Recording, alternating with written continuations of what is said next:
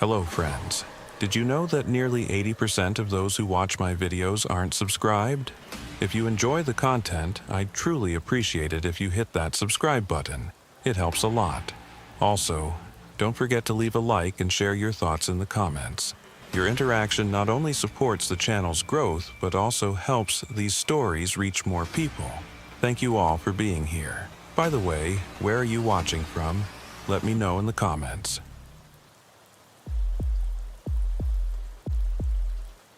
Sheriff Cyrus Keaton had learned long ago that the desert kept its secrets better than most places. 32 years in Pima County law enforcement, the last 14 as sheriff, had taught him that the Sonoran Desert stretching south toward the Mexican border was a landscape designed for concealment. During monsoon season, the arroyos and washes could fill with rushing water in minutes, erasing tracks, moving evidence, swallowing whatever the desert wanted to hide. By September 2019, Keaton thought he'd seen everything this particular stretch of borderland could offer. The county seat of Tres Cruces sat 23 miles north of the international line, a town of 4,000 that serviced the ranchers, border patrol agents, and handful of mining operations still limping along in the surrounding hills. Keaton's jurisdiction covered nearly 3,000 square miles of mesquite flats, rocky washes, and isolated ranch properties where families had worked the same land for 5 generations. He knew most of them by name, knew their cattle brands, knew which back roads connected which properties and which dirt tracks led nowhere but deeper into the emptiness. The 911 call came in on a Thursday night in late September, just as the first monsoon storm of the season was building over the Huachuca Mountains to the east. Keaton was finishing paperwork in his office when the dispatcher, Rita Melendez, transferred the call directly to his line instead of routing it through the standard channels. That alone told him something was off. "Sheriff, I've got a situation here." Rita's voice carried the careful neutrality she used when something didn't add up. "Got a 911 from a woman reporting suspicious activity on her property. Says there's vehicles running back and forth on the wash road behind her place. No lights, middle of the night for the past 3 nights. What property?" Keaton asked, already reaching for his hat. "That's the thing." She gave an address on Scorpion Wash Road, about 8 miles south of town. Says her name is Ione Harker. Says she's the widow at the old Harker Ranch. Keaton felt something cold settle in his chest. He'd known the Harker place his entire life. Old cattle ranch that had gone quiet after Dalton Harker died in 2004. The property had sat empty since then, the house slowly being reclaimed by the desert, windows broken out by vandals, roof caving in. There was no widow. Dalton's wife Sarah had passed 6 months before he did, and they'd had no children. "You sure about that address?" he asked Rita. She was very specific. Said she lives at 4472 Scorpion Wash Road. That's the Harker place, right? "That's it, but Rita, nobody's lived there in 15 years. There was a pause on the line. "You want me to send Boaz out to check it?" Keaton considered. Deputy Boaz Cutter was good, thorough, not prone to jumping at shadows. But something about this call felt wrong in a way that made Keaton want to handle it himself. The storm was moving in fast, lightning already flickering on the horizon, and if there really were vehicles running the wash roads at night near the border, that suggested trafficking, either human or narcotic, and those situations could turn violent without warning. "No, I'll take it," Keaton said. "Have Boaz meet me at the junction of Scorpion and the county road. Tell him to come quiet, no lights until we see what we're dealing with." "You got it, Sheriff." Keaton grabbed his radio and spotlight from the charger, checked his sidearm, and headed out to his truck. The air had that electric quality that came before desert storms, temperature dropping fast as the system rolled in from the southeast. By the time he reached the county road, the first fat drops of rain were hitting his windshield, and the sky had gone the peculiar greenish-gray that meant serious weather. Boaz's truck was already waiting at the junction, parked on the shoulder with lights off. The deputy was in his early 30s, lean and sunburned, second-generation law enforcement. His father had worked with Keaton back in the 80s before retiring to Tucson. Boaz rolled down his window as Keaton pulled alongside. "Rita said something about the Harker place," Boaz called over the rising wind. "Woman called 911 claiming to be Ione Harker. Says she's seeing suspicious vehicles on the wash road behind her property." Boaz frowned. "Sheriff, I drove past that place last month. Roof's half gone, walls are falling in. Nobody could live there. I know it. That's why we're going to take a look before we dismiss it." They headed south on Scorpion Wash Road, following the track that paralleled the dry arroyo running down from the mountains. The storm was coming on fast now, wind pushing sheets of rain across the desert, visibility dropping to maybe 50 yards. Lightning struck somewhere close, the thunder immediate and sharp enough to feel in Keaton's chest. The Harker ranch house appeared in his headlights like something from another era. Adobe walls weathered to almost the same color as the surrounding desert, wooden beams exposed where the roof had collapsed, empty windows staring out at nothing. The front door hung open, creaking in the wind. There were no vehicles in the yard, no lights, no sign of occupation. Keaton and Boaz pulled up in front of the house, leaving their headlights on to illuminate the structure. The rain was coming down hard now, turning the dirt yard to mud. They sat for a moment, watching, waiting to see if anyone would emerge or if there was any indication someone might actually be inside. "I don't like this," Boaz said quietly. "Neither do I. Stay here, keep the radio up. I'm going to check the house." Keaton stepped out into the storm, rain immediately soaking through his uniform shirt. He approached the house with his flashlight in one hand, other hand on his weapon. The wooden steps to the front porch were mostly rotted through, so he stepped carefully, testing each board before putting his weight on it. "Sheriff's Department," he called out. "Ione Harker? Anyone home?" No response except the wind and rain. He stepped through the open doorway into what had been the front room. His flashlight beam cut through the darkness, revealing a scene of long abandonment. Dust and debris covered everything, chunks of plaster from the ceiling littering the floor. Desert mice had built nests in the corners. The smell was of dry rot and old adobe and the particular emptiness of places where people used to live but don't anymore. He moved through the house room by room, finding nothing but decay. No sign anyone had been here recently. No fresh footprints in the dust. No cleared spaces. No camping gear. Nothing to suggest occupation. The back door hung askew on broken hinges, offering a view of the wash beyond, just visible in the lightning flashes. Keaton returned to the trucks where Boaz was waiting, water running off his hat brim. "Nothing," Keaton said. "Place is dead empty. Nobody's been in there for years. So, what do we do about the call?" That was the question. Standard procedure would be to mark it as unfounded and move on. But something about it bothered Keaton. The specificity of the address, the detail about vehicles on the wash road, the name given. Someone had called 911 from somewhere, claiming to be a widow who didn't exist, reporting activity on a property nobody lived at. "Let's drive the wash road," Keaton said. "Long as we're out here, might as well check if there's anything to the vehicle's claim."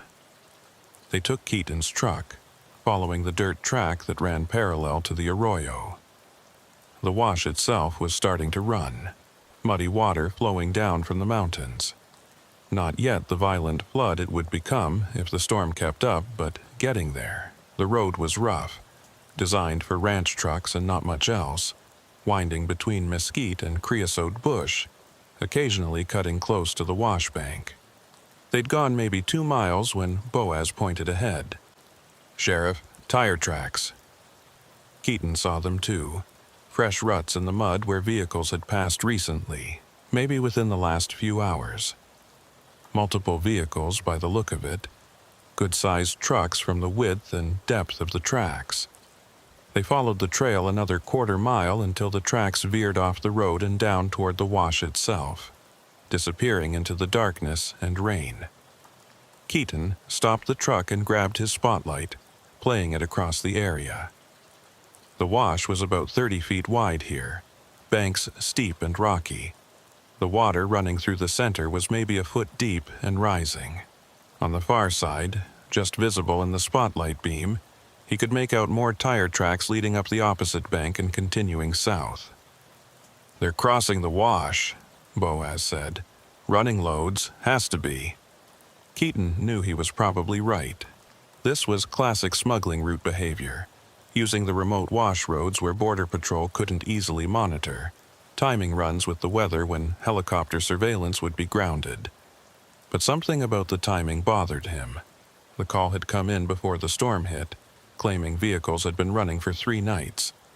Yet these tracks were fresh, made tonight, possibly within the last couple of hours. "We need to call Border Patrol," Boaz said. "Let them know there's traffic on this route." "We will. But first I want to understand who made that 911 call and why." They returned to the county road and headed back toward town, the storm intensifying around them. By the time they reached the station, the rain was coming down in sheets, the kind of deluge that would turn every wash in the county into a raging torrent within an hour. Rita looked up when they walked in, water dripping from their hats and jackets. "Find anything?" "Tracks on the wash road, vehicles crossing, probably within the last few hours," Keaton said. "But the house is abandoned, nobody there. Rita, I need you to pull the recording of that 911 call, and I need the number it came from."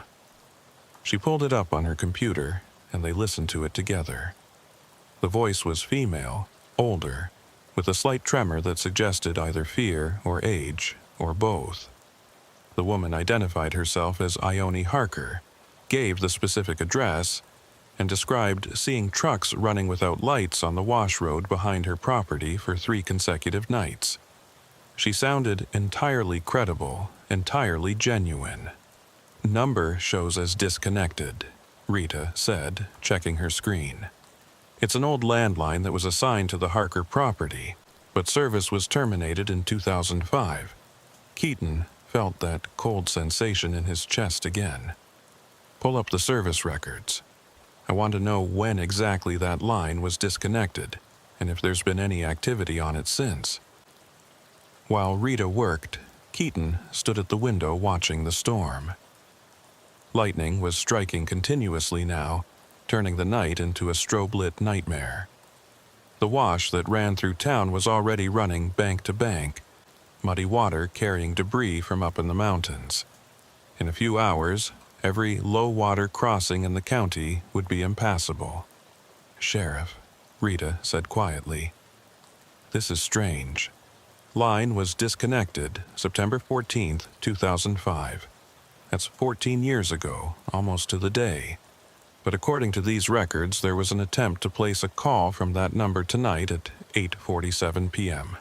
That's when the 911 came in," Boaz said. "How is that possible?"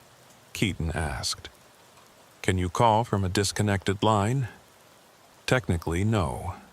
The physical line might still exist, running from the pole to the house, but without active service from the phone company, it shouldn't be able to connect to anything, especially not to 911 dispatch." Keaton thought about the house, the empty rooms, the disconnected wires hanging from the walls. Someone would have had to not only get old telephone equipment working, but somehow route it through lines that hadn't carried a signal in 14 years. It made no sense. "Is there any way to trace where the call actually originated?" he asked. Rita worked her keyboard for a few minutes, then shook her head. "The system logged it as coming from that Harker property number, but there's no GPS data, no cell tower information, nothing to indicate a physical location beyond what the old landline records show.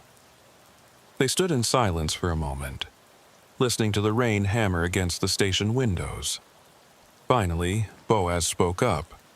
"Sheriff, you thinking what I'm thinking?" "Probably." Someone who knew about the old Harker place, knew the property had a widow before it was abandoned, knew the old phone number, made a call from somewhere else but spoofed it to look like it came from that disconnected line, wanted us out there tonight for some reason. But we didn't find anything except those tracks. If someone wanted to set us up or distract us, why?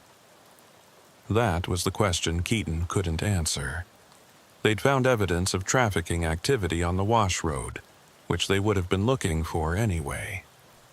Nothing about the call had lured them into danger or pulled them away from something more important happening elsewhere in the county. If it was a setup, it had failed. If it was a distraction, he couldn't figure out from what. "Border Patrol needs to know about those tracks," Keaton said. "Boaz, call it in, give them the coordinates. Rita, I want you to flag that old Harker number in the system. If another call comes in from it, I want to know immediately." He stayed at the station until nearly midnight, catching up on reports and thinking about the call. The storm showed no signs of letting up, rain continuing to pour down, turning every dirt road in the county to impassable mud. Around 11, Boaz came back from meeting with Border Patrol agents at the location they'd found the tracks. "They're going to monitor it," Boaz reported. "But with the storm, they can't get vehicles down there tonight. Wash is running too high. They'll check it out tomorrow once the water goes down." Keaton nodded, still troubled. "Go home, get some rest. We'll follow up on this in the morning." But that night, lying in bed in his small house on the edge of town, listening to the storm rage outside, Keaton couldn't shake the feeling that they'd missed something important. The call had been too specific, too detailed, too carefully crafted to be a simple prank. Someone wanted them at that property tonight, wanted them to see those tracks, wanted them to know that vehicles were running the wash roads. The question was why, and what else was happening out there in the storm that they hadn't seen. Around 3 in the morning, he was startled awake by his phone. Rita's voice, tense and urgent. "Sheriff, we've got another call. Same number, same voice." Keaton was already reaching for his clothes. "What's she saying?" "She says they came back. Says there are men at her door." Keaton made it to the station in 12 minutes. The storm still raging, his truck hydroplaning twice on the flooded roads. Boaz was already there, looking like he'd thrown on his clothes in the dark. Rita had the call up on her console, and they could hear it playing through the speaker, the woman's voice tight with fear. "Please, they're trying to get in. I can hear them on the porch." "Ma'am, stay calm," Rita was saying. "Can you describe these men?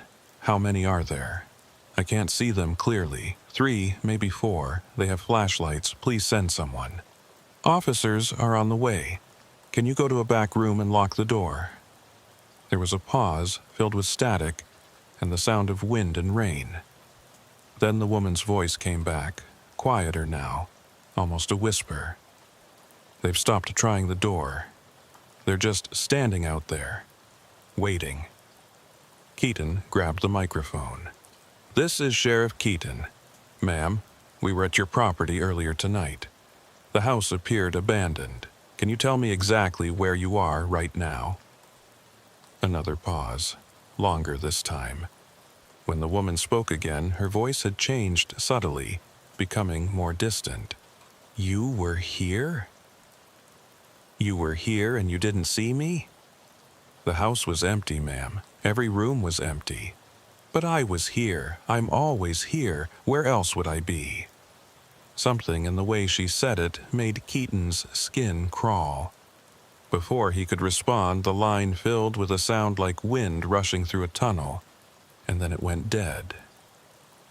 Rita tried calling back, but the number just rang endlessly. No answer, no voicemail. Keaton stood staring at the console, trying to make sense of what he'd just heard. Boaz moved closer, keeping his voice low. "Sheriff, we both went through that house room by room. Nobody was there." "I know. So either she's calling from somewhere else entirely, and we've been wrong about the location, or what?" Boaz hesitated. "Or something else is going on that doesn't make any kind of sense." Keaton turned to Rita. "Pull up everything we have on the Harker property. Original deed records, family history, anything in our files about that place."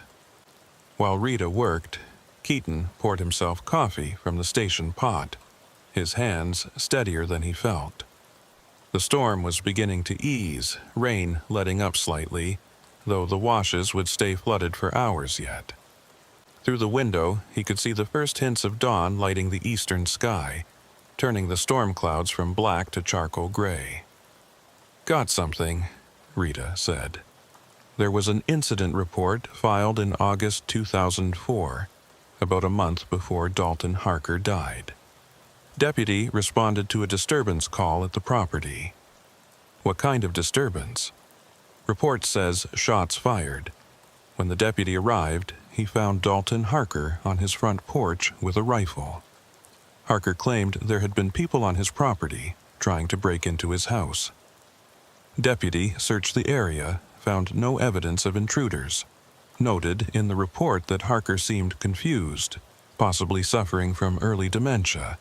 There was a note recommending a wellness check, but..." She scrolled down. "Harker died 3 weeks later, heart attack. Property went to a nephew in California who never bothered to maintain it or sell it. Anything else?" "There's an older report from 1998. Border Patrol found evidence of trafficking activity on the wash roads near the Harker property. They set up surveillance for a few weeks but never caught anyone. Activity stopped as suddenly as it started." Keaton thought about the fresh tracks they'd seen earlier, the vehicles crossing the wash in the storm. 21 years between incidents seemed like a long gap, but these routes had been used for smuggling since before the border was even formally established. Traffickers would use a route until it got hot, then abandon it for years before trying again. "What about the phone line?" he asked. "Anything unusual about when it was disconnected?" Rita checked her notes. "September 14th, 2005. That was about a year after Dalton died. Nephew probably shut off utilities once he realized he wasn't going to do anything with the property." Keaton drained his coffee and set the cup down with more force than necessary. "Get Border Patrol on the line. I want to know if they've had any activity reports near the Harker property in the last 6 months. Any sightings, any tracks, anything."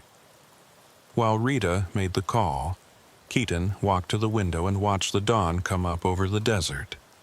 The storm had passed, leaving everything washed clean and strange in the early light. He'd lived in this county his entire life, worked these roads for 3 decades, and he knew in his gut when something was wrong. 2 calls from a disconnected phone line, a voice claiming to be a dead woman, reports of men at the door of an empty house. It added up to something, but he couldn't see the shape of it yet. Boaz came to stand beside him. "What are you thinking, Sheriff?" "I'm thinking someone is playing a very elaborate game, and I don't understand the rules yet." "You think it's connected to the trafficking? Maybe they're trying to scare us away from monitoring that area." "Maybe. Or maybe they're trying to draw us in for some reason we haven't figured out." Rita called over from her desk. "Border Patrol says they've had no activity reports near the Harker property in over a year. They've been focused further east, different routes. They seemed surprised to hear about the tracks we found. Tell them we need eyes on that location as soon as the washes are passable. I want to know what's moving through there." The morning shift started filtering in, deputies getting ready for patrols, the station coming to life. Keaton briefed them on the situation, told them to stay alert for any unusual activity near the southern part of the county. He thought about going home to get a few hours of sleep, but something kept him at the station, a feeling he couldn't name that if he left, he'd miss something important. Around 9 in the morning, his instinct proved correct. The phone on Rita's desk rang, and even before she answered it, Keaton knew what it was going to be. She looked up at him with wide eyes. "Sheriff, it's that number again." This time he had Rita transfer it directly to his office. He sat at his desk, staring at the phone for a moment before picking it up. "This is Sheriff Keaton." "Sheriff," the woman's voice was calm now, almost conversational. "You came back during the storm. I heard your truck. Ma'am, I need you to tell me who you really are and where you're actually calling from. I told you. My name is Ione Harker. I live at 4472 Scorpion Wash Road. I've lived here for 43 years. Keaton felt a chill run down his spine. 43 years ago would have been 1976, which roughly matched when Dalton and Sarah Harker would have bought the property. But Sarah Harker had never gone by Ione. He'd checked the records. Her name was Sarah Elizabeth Harker, née Morrison. "There is no Ione Harker," he said carefully. "Sarah Harker died in 2004. "Sarah," the woman laughed, a sound like wind through dry grass. "Is that what they called me? I suppose it doesn't matter now. Names are just sounds we make to pretend we know each other. Ma'am, are you in danger? Do you need medical assistance?" "I need you to understand, Sheriff. They use the wash roads. They've been using them for a very long time. Longer than you've been alive. Longer than this town has had a name. The water brings them and takes them away, and we're supposed to pretend we don't see. Who uses the wash roads? You saw the tracks. You know what they're running. But you didn't see everything, did you? You didn't see what they left behind." Keaton's mind was racing. What did they leave behind? The desert keeps its secrets, Sheriff. But sometimes the water washes them clean. Sometimes they come up to the surface whether we want them to or not. I need you to give me a straight answer. Are there people in danger? Is there something we need to find? The line crackled with static. When the woman spoke again, her voice seemed to come from very far away. "Go back to the wash where you saw the tracks. Follow the water south. You'll find what you're looking for, but Sheriff, be careful what you wish to find. Some discoveries can't be undone." The line went dead. Keaton sat holding the phone for a moment, then slowly set it back in the cradle. Through his office window he could see Boaz talking with Rita, both of them watching him with concern.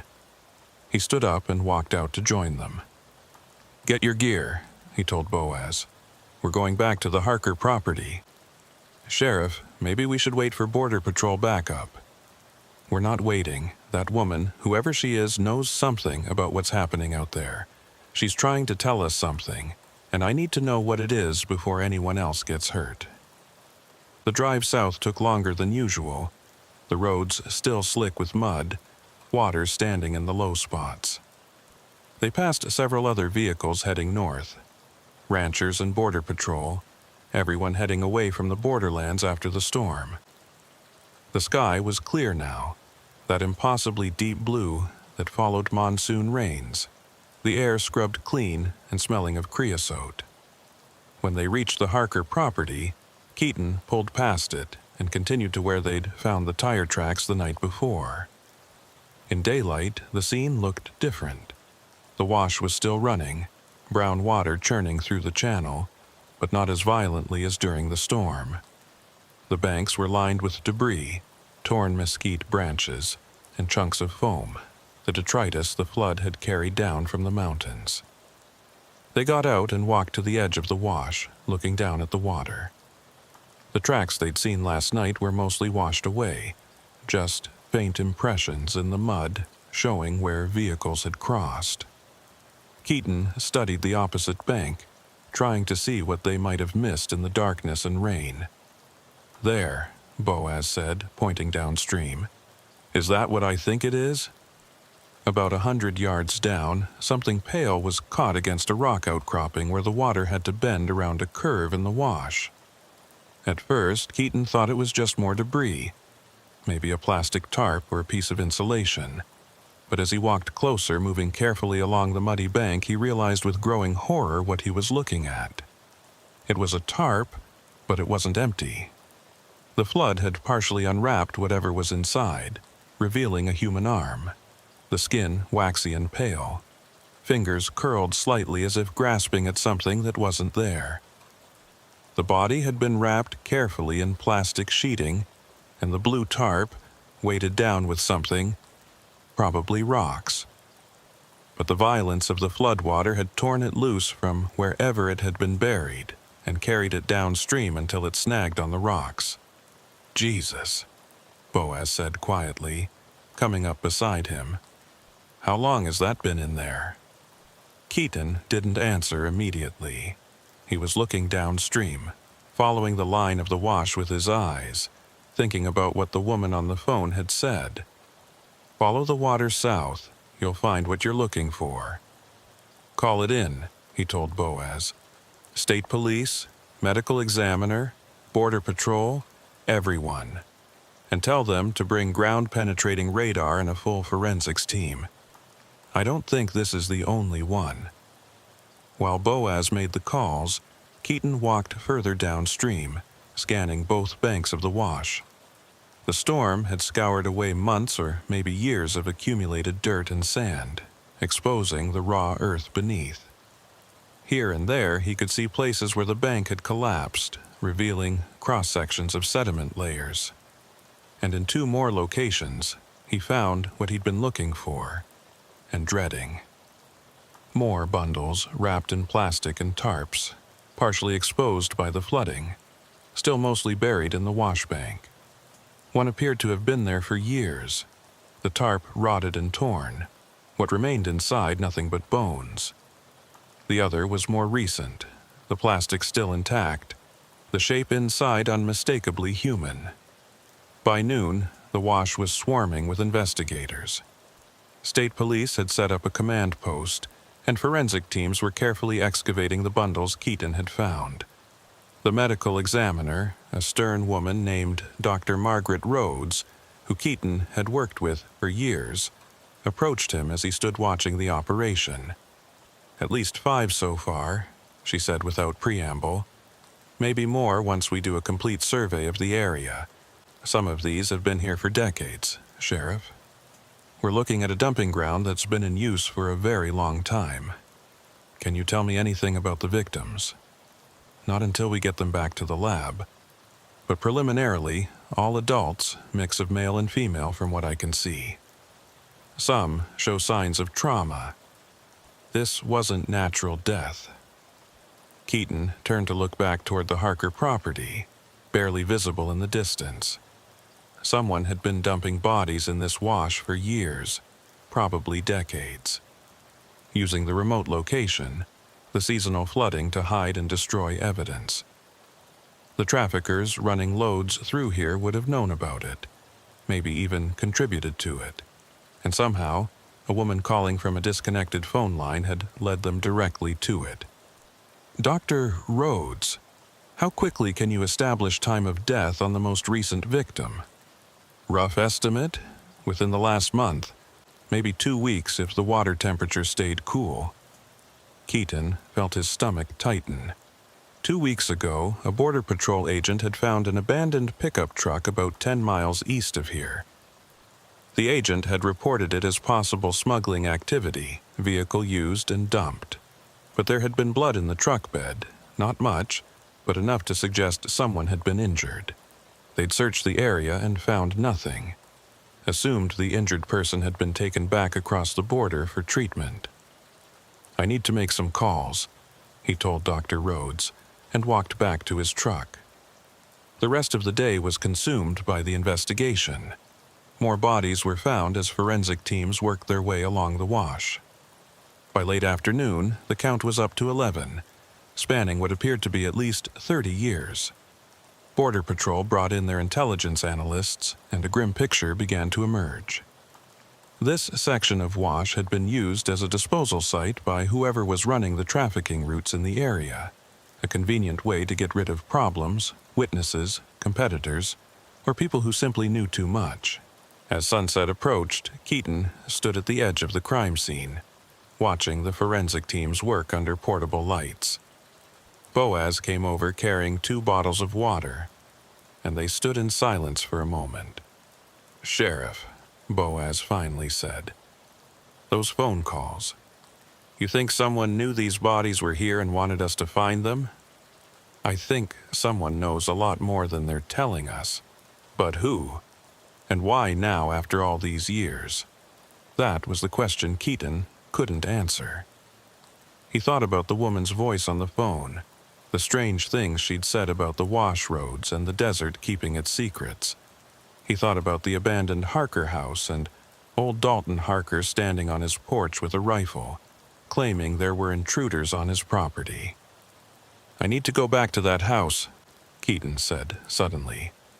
"Sheriff, it's getting dark. Maybe we should wait until morning." "No. If we wait, the opportunity might be gone." They drove back to the Harker property as the last light was fading from the sky. The house looked even more desolate in the twilight, a shell of a building slowly being consumed by the desert. Keaton grabbed his flashlight and walked up to the front porch, Boaz following reluctantly. Inside, everything appeared exactly as it had the night before. Dust, debris, decay. But Keaton moved through the rooms more slowly this time, paying attention to details he'd missed in the storm's urgency. In what had been the living room, he noticed something that made him pause. The dust on the floor wasn't uniform. There was a path, faint but visible, leading from the front door through to the back of the house, as if someone had walked through regularly enough to keep one track relatively clear. But their boots the night before would have disturbed that pattern, and yet here it was again, fresh. He followed the path to the back door, then out into the yard. The wash road was visible from here, maybe 200 yards away. From this vantage point, you could see vehicles approaching from either direction, could watch the wash itself without being easily seen. "Someone's been using this place as an observation post," Keaton said. "Watching the trafficking routes, monitoring who comes and goes. The woman on the phone? Maybe. Or maybe she's just trying to tell us about whoever is."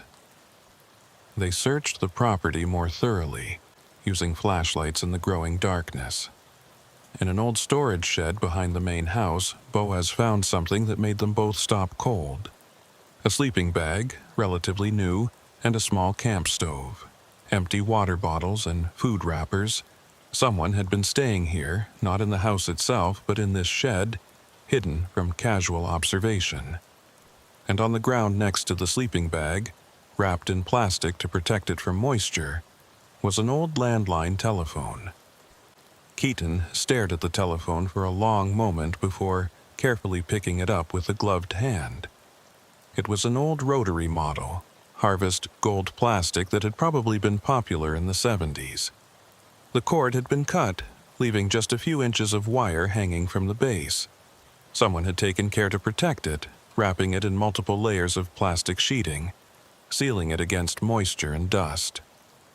"How would this even work?" Boaz asked, shining his flashlight on the device. "There's no cord to connect it to anything." "I don't know, but someone thought it was worth keeping." Keaton turned the phone over, examining it from all angles. On the bottom, written in faded marker, were numbers: 520-555-047, the Harker landline number. They bagged the phone as evidence and continued searching the shed, finding more items that suggested extended occupation. A battery-powered radio, still functional. A notebook with pages of handwritten notes, mostly times and dates, some with vehicle descriptions. Someone had been watching the wash road for months, maybe longer. documenting the trafficking activity with meticulous attention to detail. The most recent entry was dated 3 days ago, the night before the first 911 call. 3 vehicles, 11:47 p.m. running dark, crossed at the usual spot.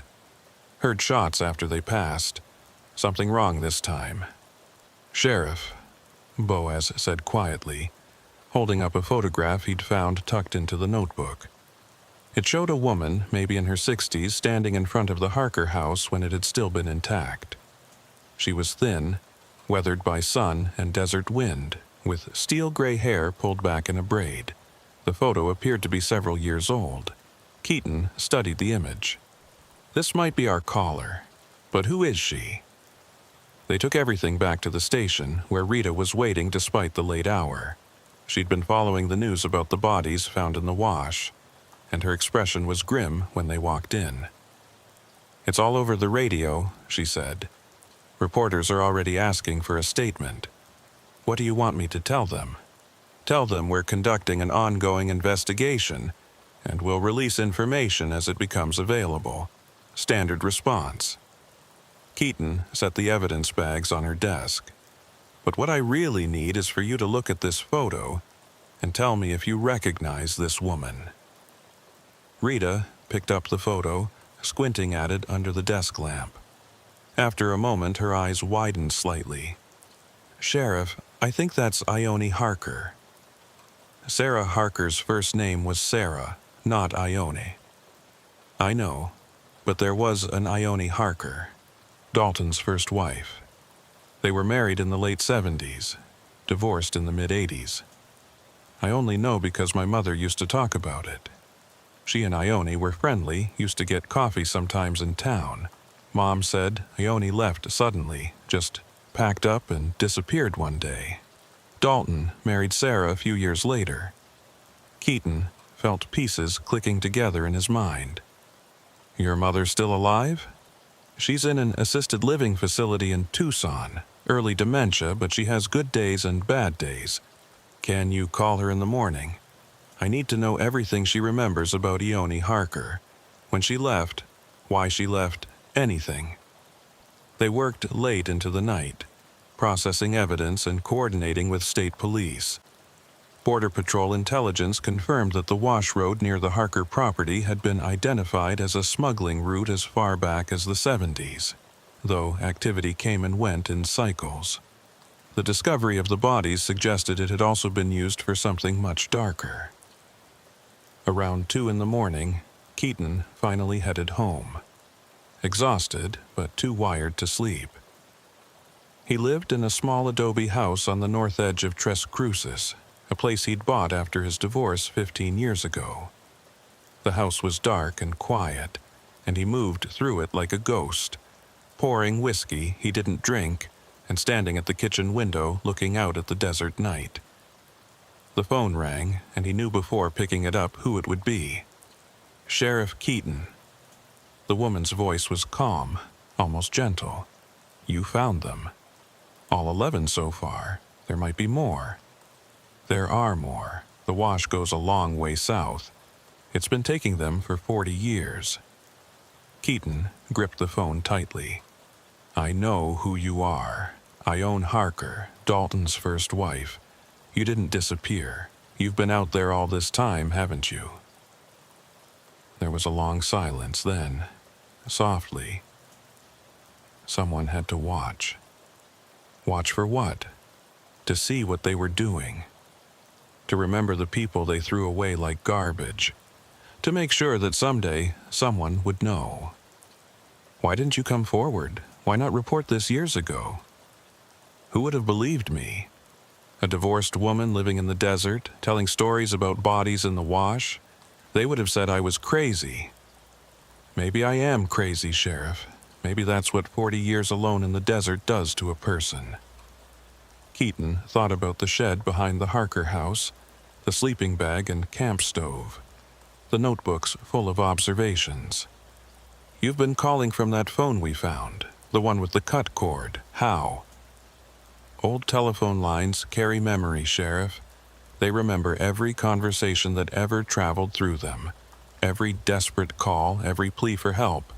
You just need to know how to listen. That's not how phones work, isn't it? Then how did I call you? Keaton had no answer for that.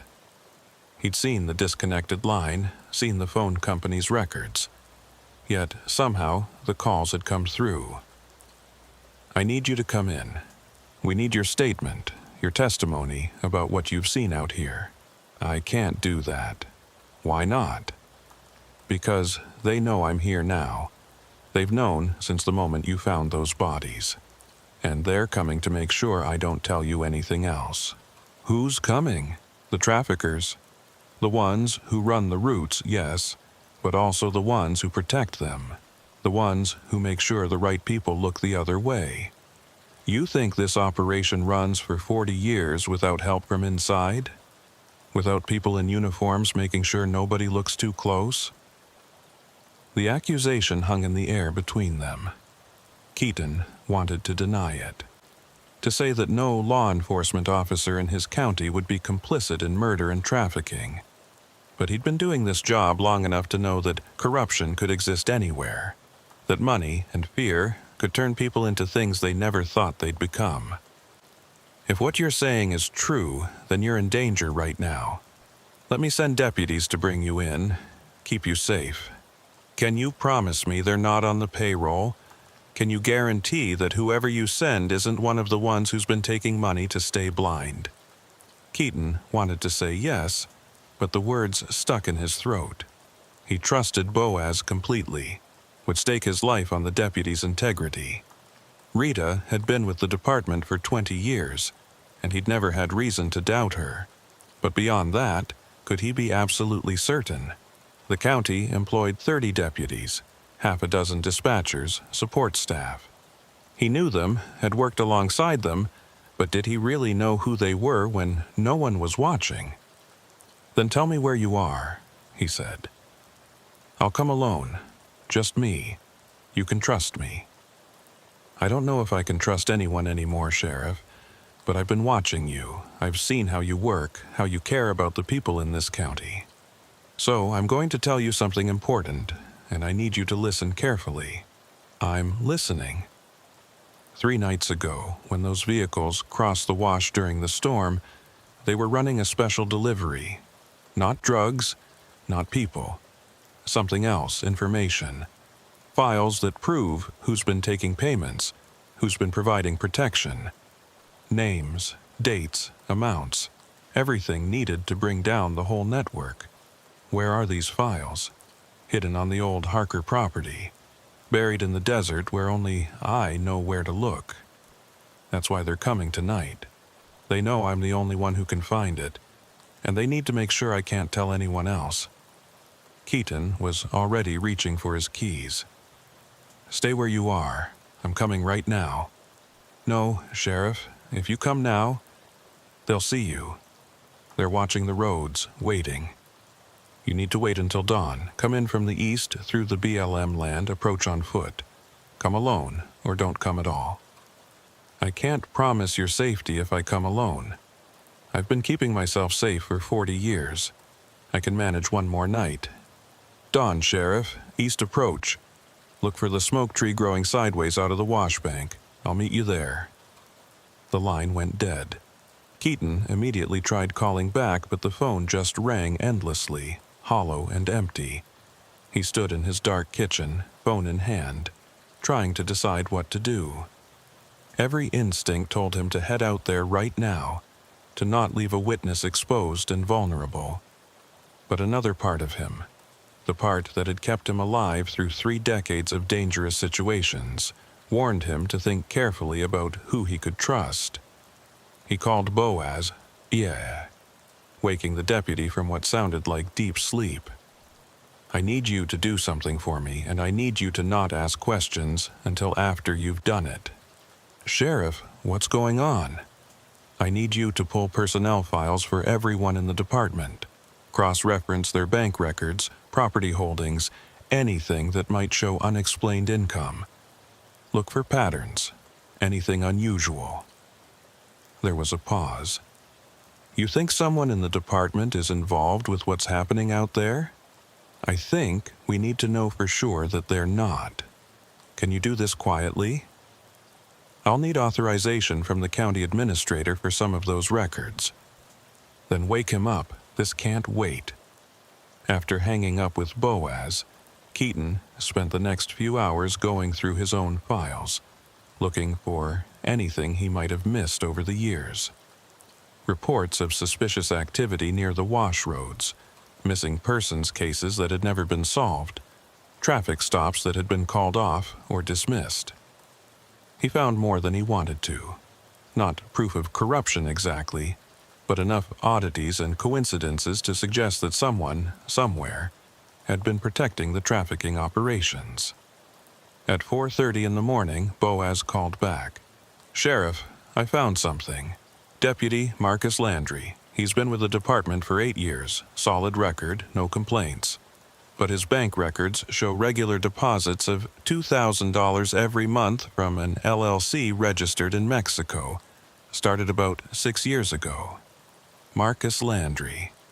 Young deputy, ambitious, always volunteering for the night shifts along the border roads. Keaton had thought he was just eager, building a reputation. Now he saw it differently. Where is he right now? Should be on patrol, southern sector. You want me to call him in? No, don't do anything that might alert him. Just keep monitoring his location through his GPS. I need to know where he is at all times." Keaton waited until first light before heading out, taking his personal truck instead of the sheriff's vehicle, driving without radio contact. He parked on BLM land 3 miles east of the Harker property and continued on foot, carrying just his sidearm and a radio with the battery removed. If anyone was tracking department communications, they wouldn't see him coming. The desert morning was cold and beautiful, the sun just breaking over the mountains, painting everything in shades of gold and orange. He walked through creosote and mesquite, following game trails when he could, making his own path when necessary.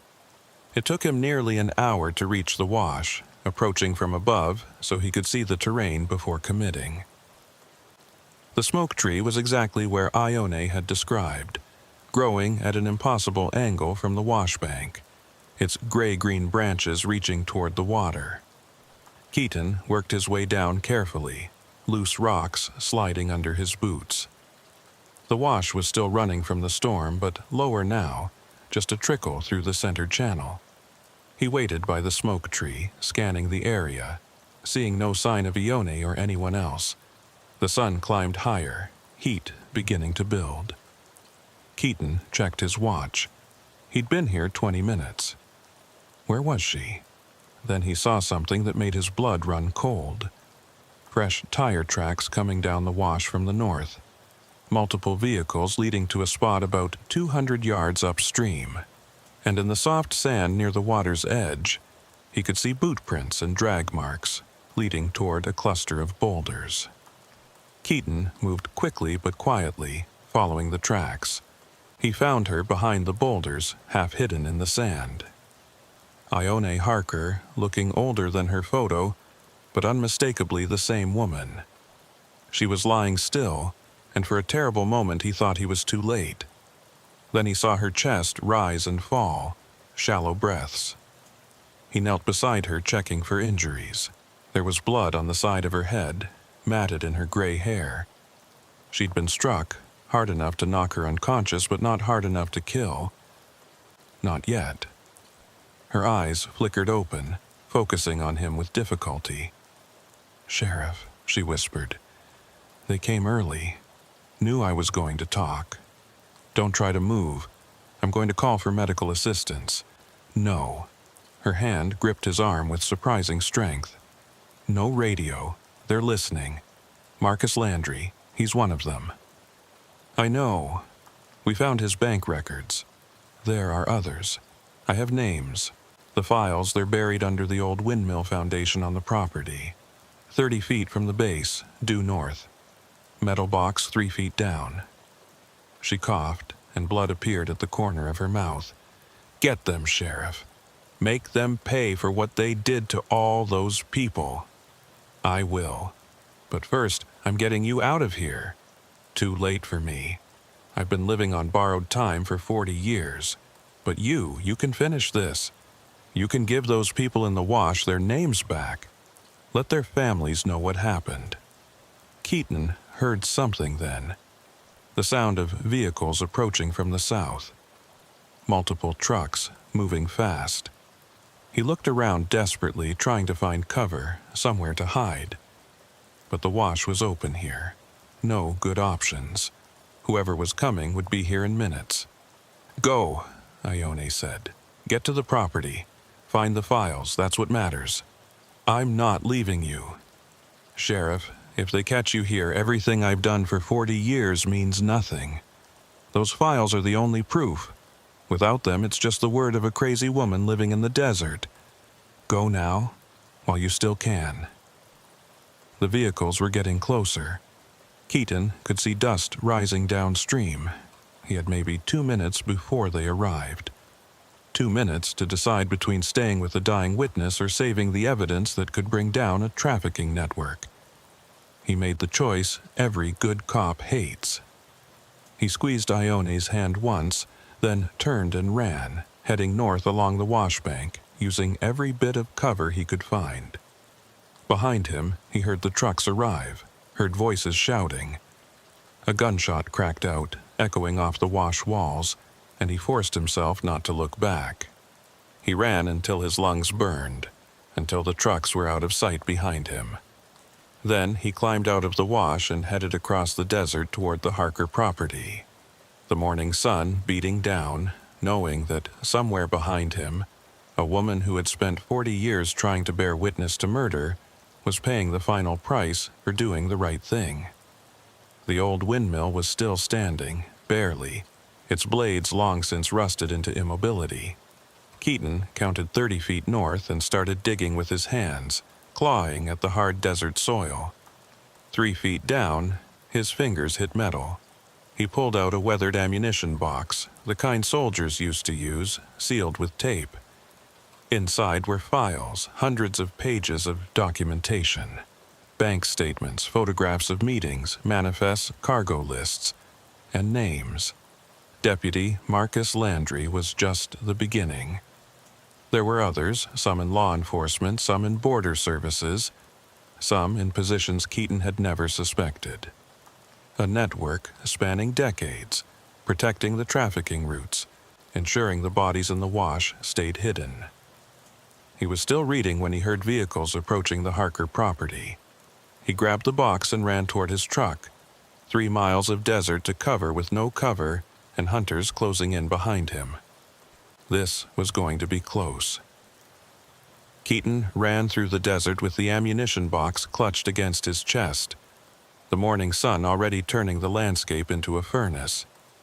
Behind him, he could hear engines, the sound carrying across the empty land. They were spreading out, trying to cut off his route to his truck. He changed direction, angling northeast toward a line of low hills that might offer cover. The terrain worked against him. Open flats with scattered creosote offered no concealment, and the box was heavy, slowing him down. His boots slipped on loose gravel as he climbed towards the hills, lungs burning, sweat already soaking through his shirt.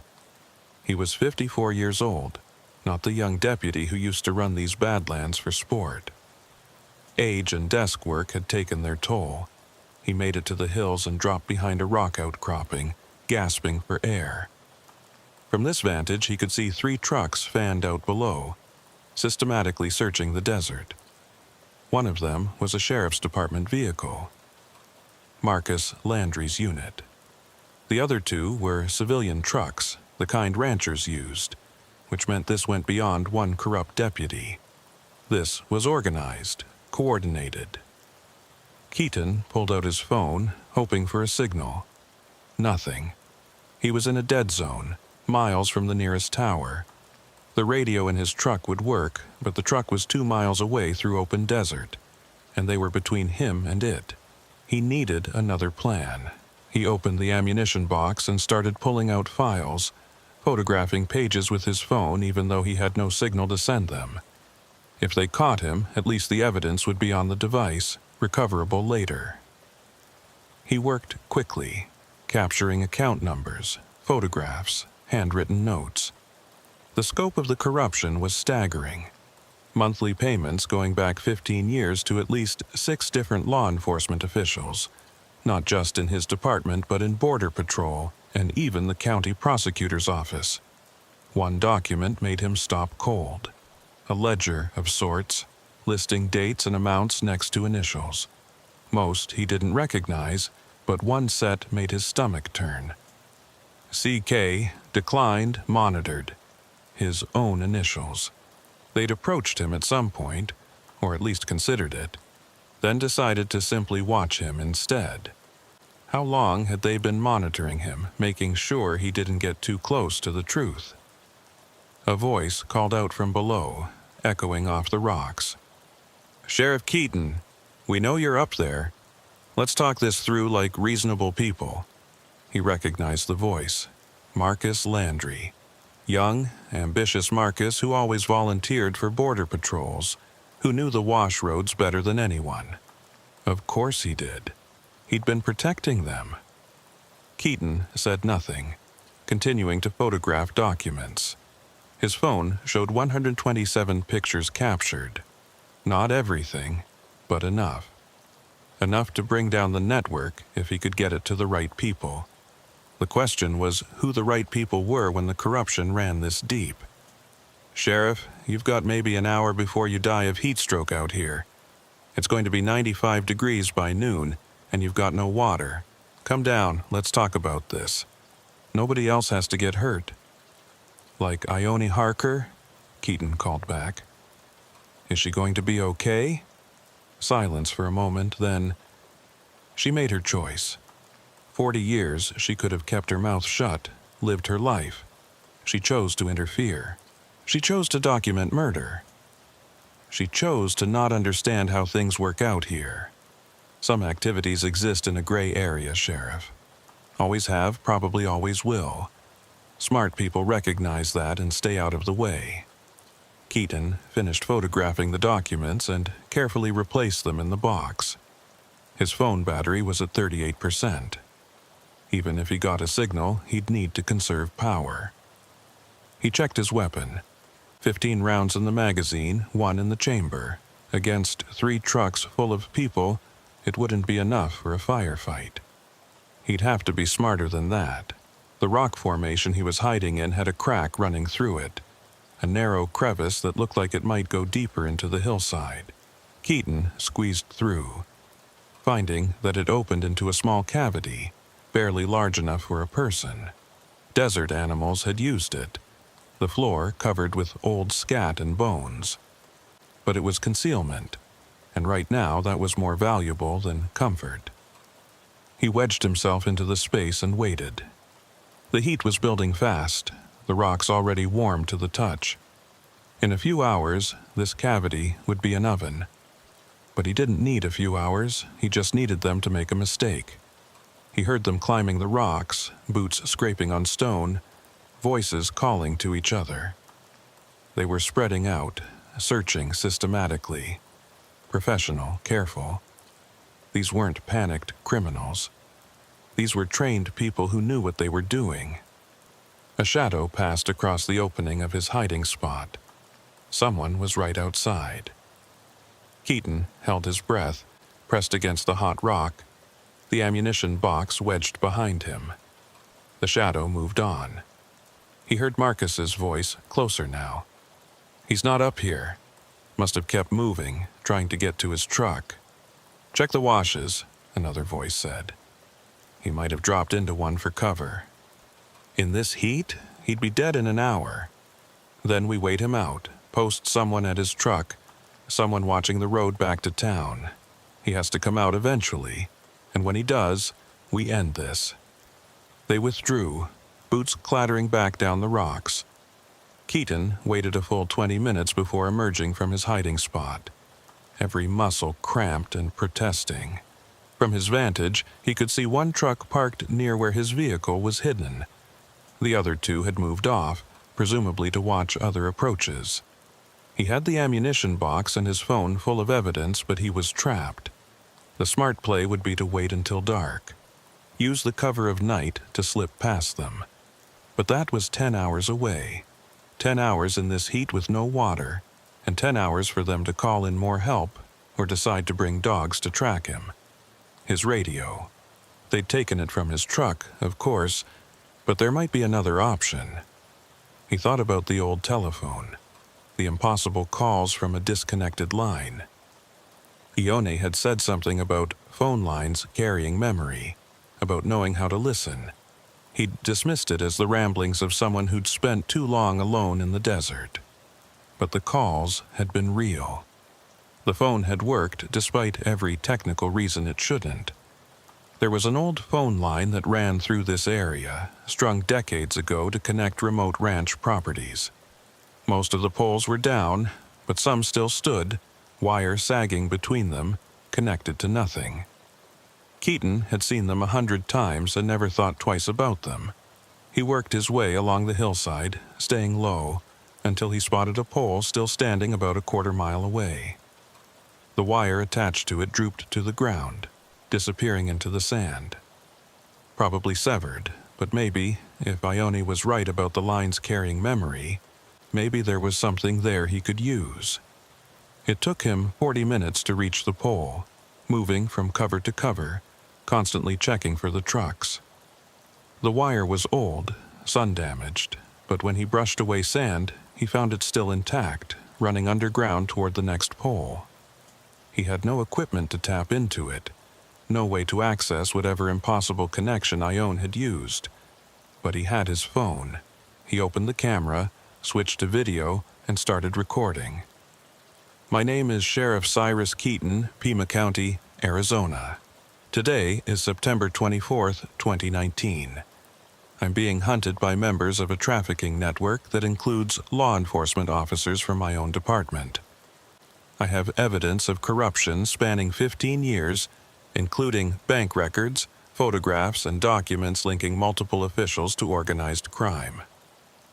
He held up pages from the ammunition box, showing them to the camera.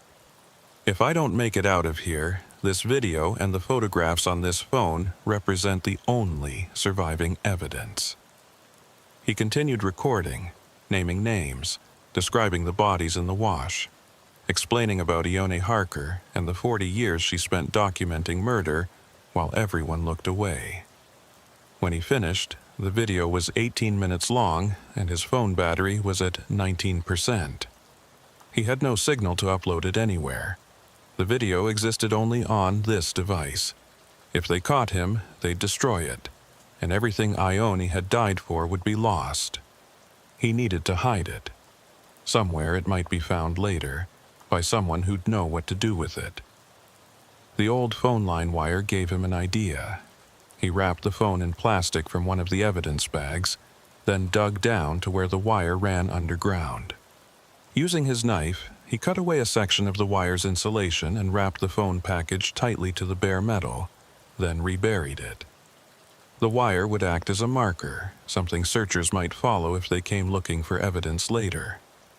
It was a desperate gamble, but better than keeping it on him. He took the ammunition box and started walking northwest, away from his truck, away from the main roads.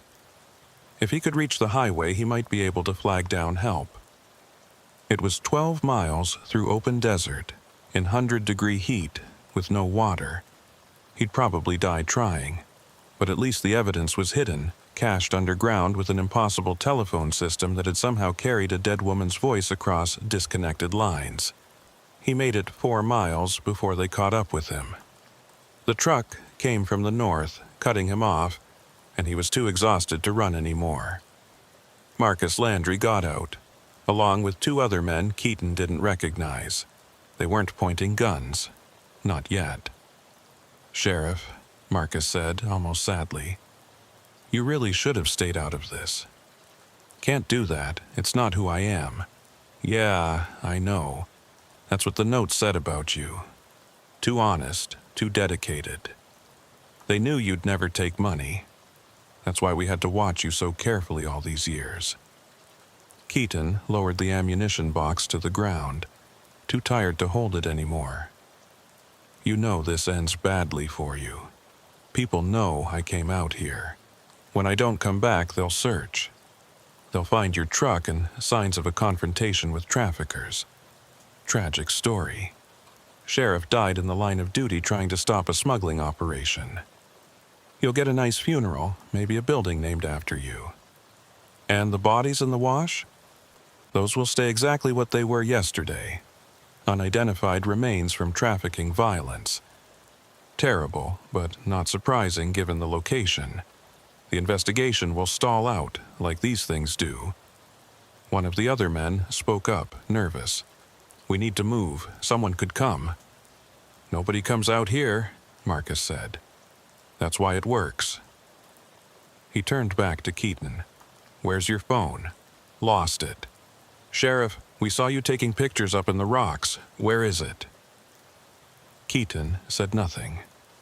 Marcus sighed and nodded to the other men who began searching him, rough hands going through his pockets. They found nothing. Marcus picked up the ammunition box and looked through it, his face darkening. "Some of these pages are missing. You photographed everything, didn't you? Uploaded it somewhere? No signal out here, as you well know.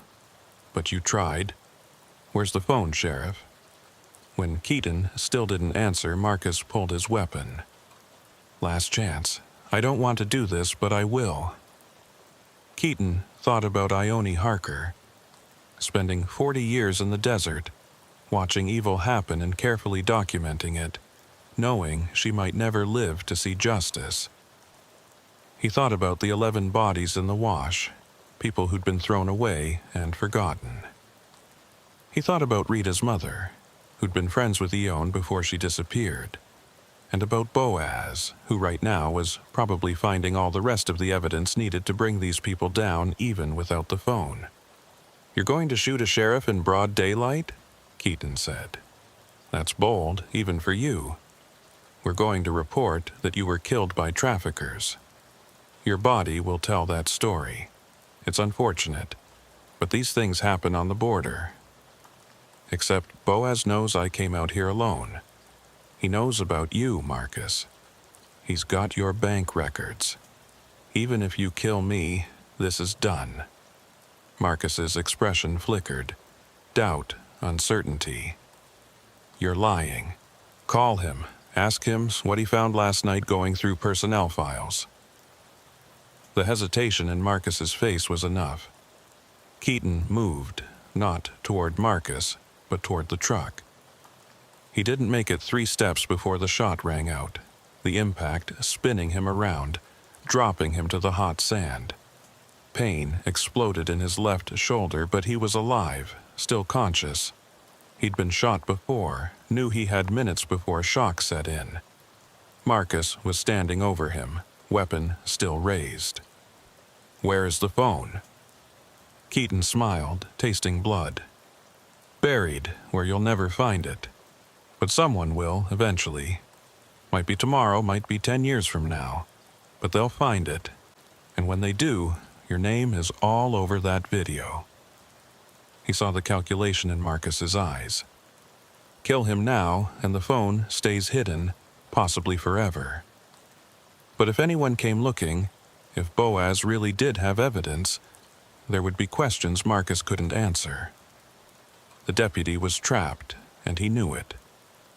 The sound of a helicopter broke the desert silence. Everyone looked up, shielding their eyes against the sun. A border patrol chopper flying low, heading directly toward them. Someone had called them, reported the gunshot. Or maybe Boaz had been smarter than any of them and arranged backup without Keaton knowing. Marcus looked at Keaton, then at the approaching helicopter. He made his choice. "We were here investigating reports of trafficking. Found the sheriff injured. Called for medical assistance." He holstered his weapon and called to the other men. "Help me get him to the truck. Move." They loaded Keaton roughly into the truck bed as the helicopter circled overhead. Marcus drove fast toward the county road, calling for an ambulance on his radio, playing the role of concerned deputy.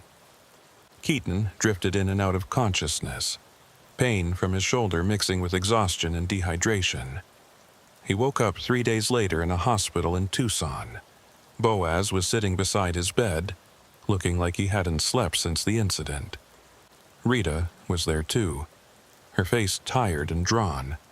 "Sheriff," Boaz said quietly. "Thank God." "Marcus?" Keaton managed. "In custody, federal custody. Once we pulled his bank records and started looking at the others, things moved fast.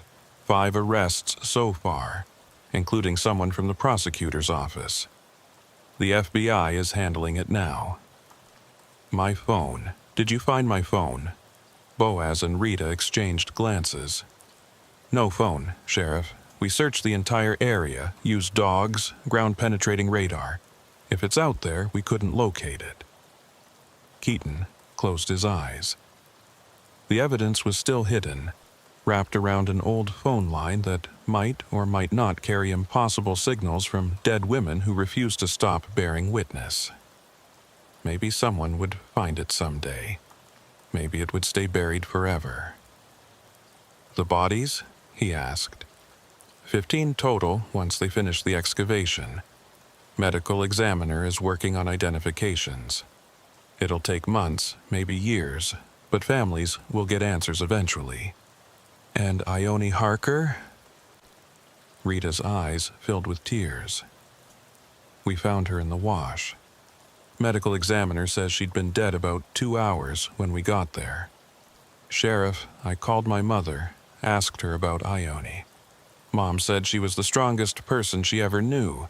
Said Ione left Dalton because she found out about the trafficking, tried to report it, and realized nobody would listen. So she stayed out there, stayed close to the wash, watched and waited for someone who would. She called me," Keaton said. "For 3 days, she called from a phone that shouldn't work, from a line that's been dead for 15 years. How do you explain that?" Boaz shifted uncomfortably. "The technical people say it's impossible, but the 911 recordings are real. We all heard them. Rita logged them properly. So something happened. We just don't know what." Keaton spent 2 weeks in the hospital. His shoulder would heal, though he'd need physical therapy. The investigation expanded, reaching into 3 states, uncovering a trafficking network that had operated for decades. Marcus Landry pleaded guilty in exchange for testimony against the others. The prosecutor from the county office killed himself before trial. The day Keaton was released from the hospital, he drove out to the Harker property alone, against doctor's orders. The house was surrounded by crime scene tape now, the old windmill marked as an evidence location. He walked past all of it to the line of ancient phone poles running across the desert, their wires sagging between them, connected to nothing. He followed the line to where he'd buried his phone, digging with his bare hands. The wire was there exactly as he'd left it, but when he followed it down, the phone was gone. Just the plastic wrapping remained, empty, torn as if something had pulled the device free. Keaton sat in the sand, staring at the empty wrapping. Someone had found it, or something had. The evidence was out there somewhere. Maybe in federal hands, maybe destroyed, maybe waiting to surface at some future moment when it would be needed again. His own phone rang, making him jump. He pulled it from his pocket, expecting Boaz or Rita. The screen showed no caller ID, just a number he recognized immediately. 520-555-0047. The Harker landline. Disconnected for 14 years. He answered. "Hello?" Static, wind, the sound of desert spaces. Then, so faint he might have imagined it, a woman's voice. "Thank you, Sheriff." The line went dead. Keaton stood there for a long moment, looking out across the empty desert toward the wash, where water sometimes flowed and sometimes didn't, where secrets stayed buried until storms brought them to the surface. He drove back to town and filed his report. The official record would show he'd lost his phone in the desert during the confrontation. The backup evidence in the ammunition box was enough to sustain the prosecutions anyway. The photos he'd taken were unnecessary, officially, though he sometimes wondered who had them now, and whether somewhere, a phone that shouldn't work was still carrying memory through disconnected lines, still bearing witness to things the desert wanted to keep hidden. 3 months later, Keaton retired. He'd had enough of the desert's secrets, enough of the darkness that lived alongside the light in border country. He moved north to Flagstaff, took a teaching position at the community college, tried to forget about impossible phone calls and women who'd spent 40 years alone in the wilderness doing the right thing while everyone looked away. But sometimes, late at night, his phone would ring with no caller ID. He never answered those calls anymore, but he'd listen to the voicemail they left, the brief recording of wind and static and empty space, and he'd know that somewhere out there, the desert was still keeping its secrets.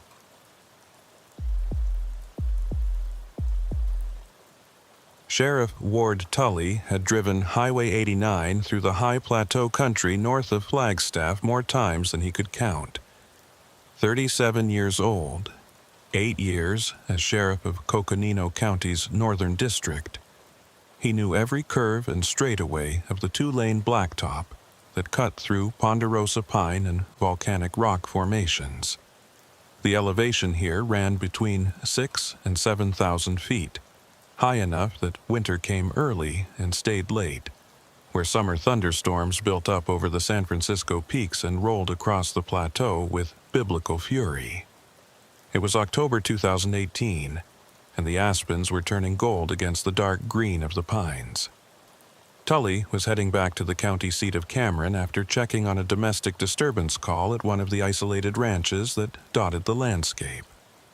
The call had turned out to be nothing. A couple arguing loudly enough that a neighbor 3 miles away had heard them and gotten concerned. Small-town problems in a region where your nearest neighbor might be half an hour away. The radio crackled as he drove. "Unit 7, this is dispatch." Tully recognized Mercy Talbot's voice immediately. She'd been dispatching for the county for 12 years, unflappable and precise. If Mercy was calling him directly, instead of broadcasting to all units, something needed his specific attention. "This is Unit 7. Go ahead, Mercy."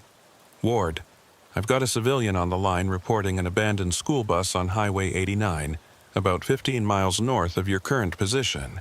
Says it's been sitting there for at least 2 hours, no driver visible, hazard lights flashing." Tully frowned. School buses didn't just get abandoned on remote highways. Did the caller check if anyone was inside? Negative. He said he slowed down but didn't stop. Something about the situation feeling wrong. He's a long-haul trucker, name's Rook Ellison. Says he's done this route 100 times and knows what belongs and what doesn't. Give me his number. I'll call him after I check it out. Copy that. Be careful, Ward. Tully accelerated, watching the mile markers pass. 15 miles north would put the bus somewhere in the emptiest stretch of the highway, where the road ran straight across high grassland with volcanic outcroppings breaking up the monotony. Cell coverage was spotty at best, and the nearest town was 40 miles in either direction. Not a place you'd want to break down, especially with winter coming on. He saw the bus from a mile away, sitting on the shoulder with its yellow paint stark against the brown grass and gray rock. As he got closer, the hazard lights were indeed flashing, a rhythmic pulse that seemed wrong in the afternoon stillness. He pulled up behind it, leaving his own lights running, and radioed his position to Mercy before stepping out. The wind hit him immediately, cold and steady from the northwest, carrying the smell of pine and distant rain. Storm clouds were building over the peaks, dark and heavy. He'd have it maybe an hour before they rolled across the plateau. Tully approached the bus slowly, hand resting on his service weapon, taking in details. It was an older model, maybe 15 years old, painted in the standard yellow with Plateau Unified School District stenciled on the side. But something about it looked off. The paint was faded in a way that suggested more than 15 years of service, and there was rust showing through around the wheel wells and door frame. The door was closed. Tully knocked on it, called out, "Sheriff's Department. Anyone inside?" No response. He tried the door handle and found it locked. Moving to the windows, he peered inside. Empty seats, nothing visible in the driver's area. No personal belongings, no backpacks, no jackets. Just empty metal seats with cracked green vinyl and that peculiar hollow feeling of abandoned spaces. He walked around the entire vehicle, checking for damage, for signs of mechanical failure, for anything that might explain why it was here. The tires were inflated, no visible leaks. The exhaust pipe was cold to the touch, suggesting the engine hadn't been running recently. But the hazard lights continued their steady flash, which meant the battery still had charge. Tully tried calling the Plateau Unified School District office. The call went to voicemail, a recording saying the office was closed and to call back during business hours. He checked his watch. 3:40 in the afternoon on a Tuesday. School offices should be open. He left a message anyway, describing the situation and asking for a callback. He photographed the bus from multiple angles, documented the license plate, then returned to his vehicle to run the plate through the system. While he waited for the response, he called the number Mercy had given him for Rook Ellison. "This is Rook." The voice was gravelly, sounded like a man in his 50s who'd spent too many years breathing diesel fumes and truck stop coffee. "Mr. Ellison, this is Sheriff Ward Tully. I'm at the location of the bus you reported. Can you tell me exactly what you saw?" "Not much to tell, Sheriff. I was heading south on 89, probably around 1:30 this afternoon. Saw the bus sitting there with its flashers on, slowed down to see if anyone needed help. But something about it didn't sit right with me." "What do you mean?" "Hard to explain, just a feeling. The bus looked wrong somehow, like it had been sitting there longer than it should have. And the lights, they were flashing, but not quite right. Kind of flickering, you know?" Tully looked at the hazard lights. They seemed to be flashing normally now. "Did you see anyone near the vehicle? Any other cars stopped?" "Nothing. Empty highway, empty bus. That's what bothered me. If it broke down, where's the driver? If there was an emergency, where are the emergency vehicles? It just sat there by itself, and I got this feeling I shouldn't stop. So I kept going and called it in at the next truck stop." "You did the right thing. Do you remember seeing this bus on your route before?" There was a pause. "That's the thing, Sheriff. I've been running this route twice a week for 7 years. I know every vehicle that belongs to the local districts, every school, every ranch truck. I've never seen that particular bus before today." After hanging up with Ellison, Tully waited for the plate information to come back. When it did, his frown deepened. The plate was registered to Plateau Unified School District, but the vehicle information showed it as decommissioned in 2009. Nearly 10 years ago. The bus should have been sold off or scrapped, not sitting on a highway with functioning hazard lights. He called Mercy back. "I need you to contact the Plateau Unified School District Superintendent at home if necessary. I need to know the history of this vehicle and why it's out here. Copy that. Ward, I'm showing weather moving in fast. You might want to finish up before that storm hits." Tully looked at the sky. The clouds had advanced while he'd been investigating, now covering half the visible horizon. Lightning flickered in the distance, too far away to hear thunder yet. The wind was picking up, making the pines along the highway sway and moan. He decided to try to get inside the bus. The door lock was standard for school buses, designed to be opened from the outside in emergencies. Tully used his multi-tool to trip the mechanism, and the door swung open with a pneumatic hiss that made him step back reflexively. The interior smelled wrong, not the expected smell of old vinyl and diesel and the accumulated scent of hundreds of children. Instead, it smelled like ozone and cold metal and something else he couldn't identify. Something organic and faintly wrong. He climbed the steps, his boots loud on the ridged rubber flooring. The driver's seat was adjusted all the way forward, as if the last person to drive it had been unusually short. The ignition was empty, no keys. The fuel gauge showed 3/4 full. He checked the glove box and found nothing but an old district map from 2007 and a stack of maintenance records ending in 2008. Moving down the aisle between the seats, Tully saw something that made him stop. On one of the seats, barely visible in the dim interior light, was a child's drawing. He picked it up carefully. It was done in crayon on cheap newsprint, the kind of paper elementary schools used. The drawing showed a yellow bus and stick figures, and at the top, in uneven printing, "My Trip to the Museum," by Sarah, 2nd grade. The paper was old, yellowed, and brittle. It had been there for years. Tully continued searching, finding more small artifacts of past use. A broken pencil wedged in the crack of a seat. A faded sticker on one window showing a cartoon dinosaur. A small plastic toy soldier on the floor under the back seat. But nothing recent. Nothing to explain why the bus was here now, or who had been driving it, or where they'd gone. He was photographing the interior when his radio crackled. Mercy's voice, urgent. "Ward, I've got the superintendent on the line.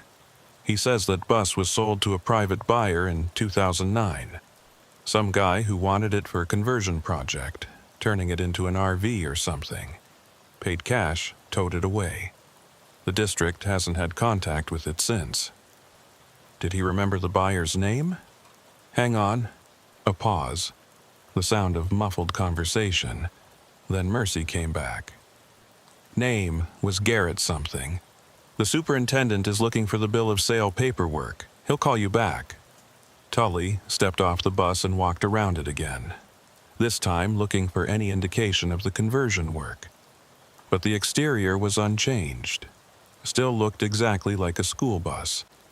No windows cut for RV modifications, no propane tanks, no additional storage compartments. Either the buyer had never started the project, or this wasn't the same bus despite the matching plate number. The first drops of rain started falling, fat and cold. The storm was here. Tully made a decision. He couldn't leave the bus sitting on the highway, abandoned and unexplained. It was a hazard, and the weather was getting worse. He'd have to arrange for it to be towed to the county impound yard where it could be properly searched and investigated. He was walking back to his vehicle to call for a tow truck when he noticed something that stopped him cold. In the dirt and gravel on the shoulder, between where the bus sat and where the pavement began, there were tracks. Footprints. Small ones, like a child might make. Multiple sets, all leading from the bus door toward the highway, then disappearing at the pavement edge. Tully knelt down, examining them closely. They were fresh. Made recently in soft dirt that would have been hardened by the sun if they'd been there for more than a few hours. But there were no children. The trucker had reported seeing the empty bus at 1:30. These tracks had been made sometime between then and now. He looked around at the empty landscape. Nothing but grass and rock and scattered pines stretching to the horizon in all directions. No buildings, no vehicles, nowhere for children to have gone. The highway itself was empty, no traffic visible in either direction. His radio crackled again. "Ward, I'm getting reports of a missing school bus from Marble Canyon Elementary. Teacher called in saying their bus never arrived to pick up the kids this afternoon. Says the driver is a woman named Patricia Voss, very reliable, never missed a run in 12 years. Tully felt his pulse quicken. What kind of bus? Older model yellow. Plateau Unified District. They're sending me the plate number now. Mercy. Is it possible their bus is the same one I'm looking at? Negative. Different plate numbers. But Ward, here's the strange part. The teacher said she tried calling Patricia's cell phone and it went straight to voicemail. So she called Patricia's emergency contact, her sister. The sister says Patricia's bus broke down last week and is in the shop. She's been driving a rental car, so there shouldn't even be a bus to be missing. Tully stared at the abandoned vehicle, at the flickering hazard lights, at the small footprints leading nowhere. The rain was falling harder now, starting to wash away the tracks. Mercy, I need you to call Marble Canyon Elementary back. Ask them to confirm the last time they actually saw their bus, physically saw it, not just assuming it existed because it was on the schedule. And find out if they've had any students absent today, any children who didn't show up. Copy that. Ward, what are you thinking? He wasn't sure, but something about this felt wrong in a way that went beyond a simple abandoned vehicle. The decommissioned bus that shouldn't exist, the footprints of children who weren't there, the flickering lights and the smell of ozone. It reminded him of other calls he'd taken over the years, incidents that never quite made sense, that got filed away under unexplained, because there was no rational explanation to be found. The Plateau country had a reputation for strange occurrences. The Navajo called certain areas troubled, places where things didn't work the way they should. Most of the old-timers Tully knew had stories about livestock that vanished without a trace, lights that appeared where no light should be, sounds that carried across impossible distances.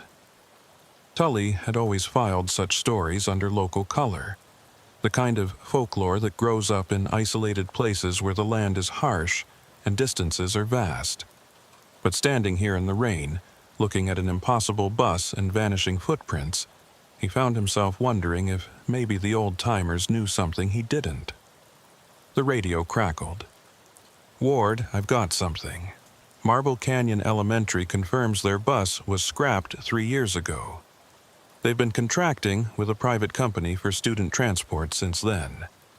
Whatever bus they thought they had, it doesn't exist. And Ward, they're reporting 4 students absent today. 4 kids who got on the morning bus, but whose parents say never came home. Tully's hand tightened on the radio. Names. I need the names and descriptions of those children. While Mercy gathered that information, Tully returned to the bus, rain now soaking through his uniform. He climbed aboard again, moving down the aisle, looking at those empty seats with new understanding. 4 absent children. 4 sets of small footprints leading away from a bus that shouldn't exist. On the back seat, he found something he'd missed before. 4 backpacks, lined up neatly in a row. Inside them, school books and homework folders with names written in careful child handwriting. Sarah Kellerman, age 7. Marcus Downing, age 8. Emma and Ethan Marsh, twins, age 9. The 4 missing children from Marble Canyon Elementary. Tully stood in the back of the empty bus, rain hammering on the metal roof, and tried to understand what he was looking at. The children had been here. Their belongings proved it. But they were gone now, walked away from the bus according to the footprints and disappeared into the empty plateau. His phone buzzed. A text from Mercy. Superintendent found the paperwork. Bus sold to Garrett Voss in 2009. Ward, Patricia Voss, the missing bus driver? Her husband was named Garrett. He died in 2011 in a single-vehicle accident on Highway 89. His vehicle went off the road during a storm. They found him 3 days later at the bottom of a ravine. He'd been driving a converted school bus trying to make it to California. Investigation showed brake failure, but the weather was so bad they couldn't rule out other factors. Tully looked out the bus windows at the storm-darkened landscape.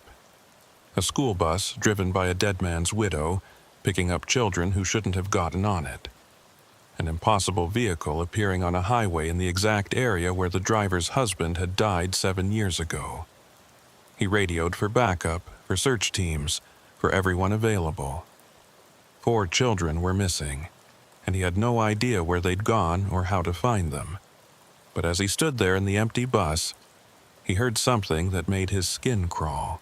From outside, faint but distinct, the sound of children laughing, playing, calling to each other in voices that seemed to come from everywhere and nowhere at once. He ran to the door and looked out into the rain. Nothing. Empty highway. Empty land. But the voices continued, echoing across the plateau, seeming to move with the wind. Tully grabbed his flashlight and started walking in the direction the footprints had led, into the rain and the gathering darkness, toward sounds that shouldn't be there, searching for children who had vanished into the empty spaces of the high plateau where the land played tricks, and nothing was quite what it seemed. Tully moved through the rain-soaked grassland, his flashlight beam cutting through the downpour, sweeping back and forth across terrain that offered no answers. The voices had faded as quickly as they'd appeared, leaving only the sound of rain hammering against rock and earth. He'd walked maybe 200 yards from the bus, following the general direction the footprints had led before the rain washed them away completely, and found nothing. No children, no additional tracks, no sign that anyone had passed this way recently. His radio crackled with Mercy's voice, distorted by static from the storm. "Ward, I've got units responding to your location. ETA 20 minutes. Search and rescue is mobilizing, but with this weather, they're saying it'll be at least an hour before they can deploy helicopters." "Copy that." "Mercy, I need everything we have on Patricia Voss. Employment history, residence, family, medical records if we can access them. And I need someone to locate her right now. If she's at home, send a unit to bring her in for questioning. If she's not home, I need to know where she is." "Already on it. Ward, the parents of those missing kids are starting to call in. They're panicked. What do I tell them?" Tully stood in the rain, looking back toward the yellow bus barely visible through the downpour. What could he tell them? That their children had gotten on a bus that didn't exist, driven by a woman whose husband had died in an identical vehicle 7 years ago. That the children had apparently walked away from the bus and vanished into empty plateau country during a rainstorm. Tell them we're conducting an active search and we'll update them as soon as we have information. Tell them to stay by their phones in case their children try to contact them. And Mercy, get me the exact location where Garrett Voss went off the road in 2011. I want coordinates. He returned to the bus as the first county units arrived, their lights painting the scene in alternating red and blue.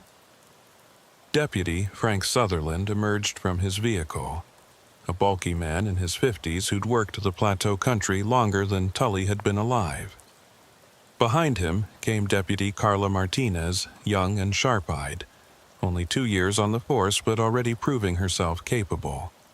Tully briefed them quickly, showing them the backpacks, the maintenance records, the impossibility of what they were looking at. Sutherland's weathered face grew grimmer with each detail. "Sheriff, I was on duty when Garrett Voss went off the road back in 2011, Sutherland said. Responded to the accident scene. It was bad. He'd been trying to outrun a storm, going too fast for the conditions. The bus went through a guardrail and dropped 60 feet into a ravine. When we found him, he'd been dead for at least 2 days. The bus was totaled, burned up after the crash." "Burned up?"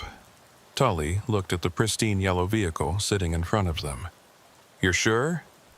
"Positive. The fuel tank ruptured on impact. Fire consumed most of the interior. There wasn't enough left to salvage. The insurance company had it crushed and disposed of." Martinez spoke up, her voice careful. "Sheriff, if that bus was destroyed, then what are we looking at right now?" That was the question. Tully walked around the vehicle again, examining it more closely. The paint was faded, yes, but there was no damage. No dents, no scratches beyond normal wear, no indication this vehicle had ever been in an accident.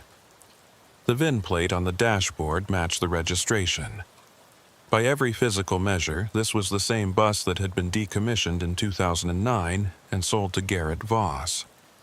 Sutherland, you said the bus burned. What about Voss's personal effects? Was anything recovered? Some clothing, his wallet, wedding ring. Patricia claimed the body and what little else there was. She took it pretty hard from what I remember. They'd only been married a few years, no kids. After the funeral, she kind of withdrew. Stopped coming into town much. Then about 3 years ago, she started driving school bus for the district. I always figured she needed the money and the company. Tully's radio crackled. Ward, this is Mercy. I've got a unit at Patricia Voss's residence. House is empty, no vehicle in the driveway. Neighbors say they haven't seen her in 2 days. 2 days. Tully felt the pieces shifting, trying to form a pattern he couldn't quite see. Check with her employer, the contract bus company.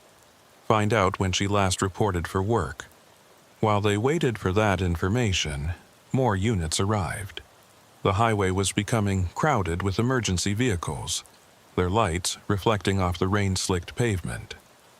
A command post was being established, search and rescue deploying despite the weather, spreading out across the plateau in teams. The parents of the missing children had been brought to the county building in Cameron, waiting in a conference room, desperate for news. Tully stood under a portable shelter that had been erected near the bus, studying a topographical map of the area. The terrain was deceptive. What looked like flat grassland was actually cut through with dozens of small ravines and washes, places where the earth had been carved away by centuries of water erosion.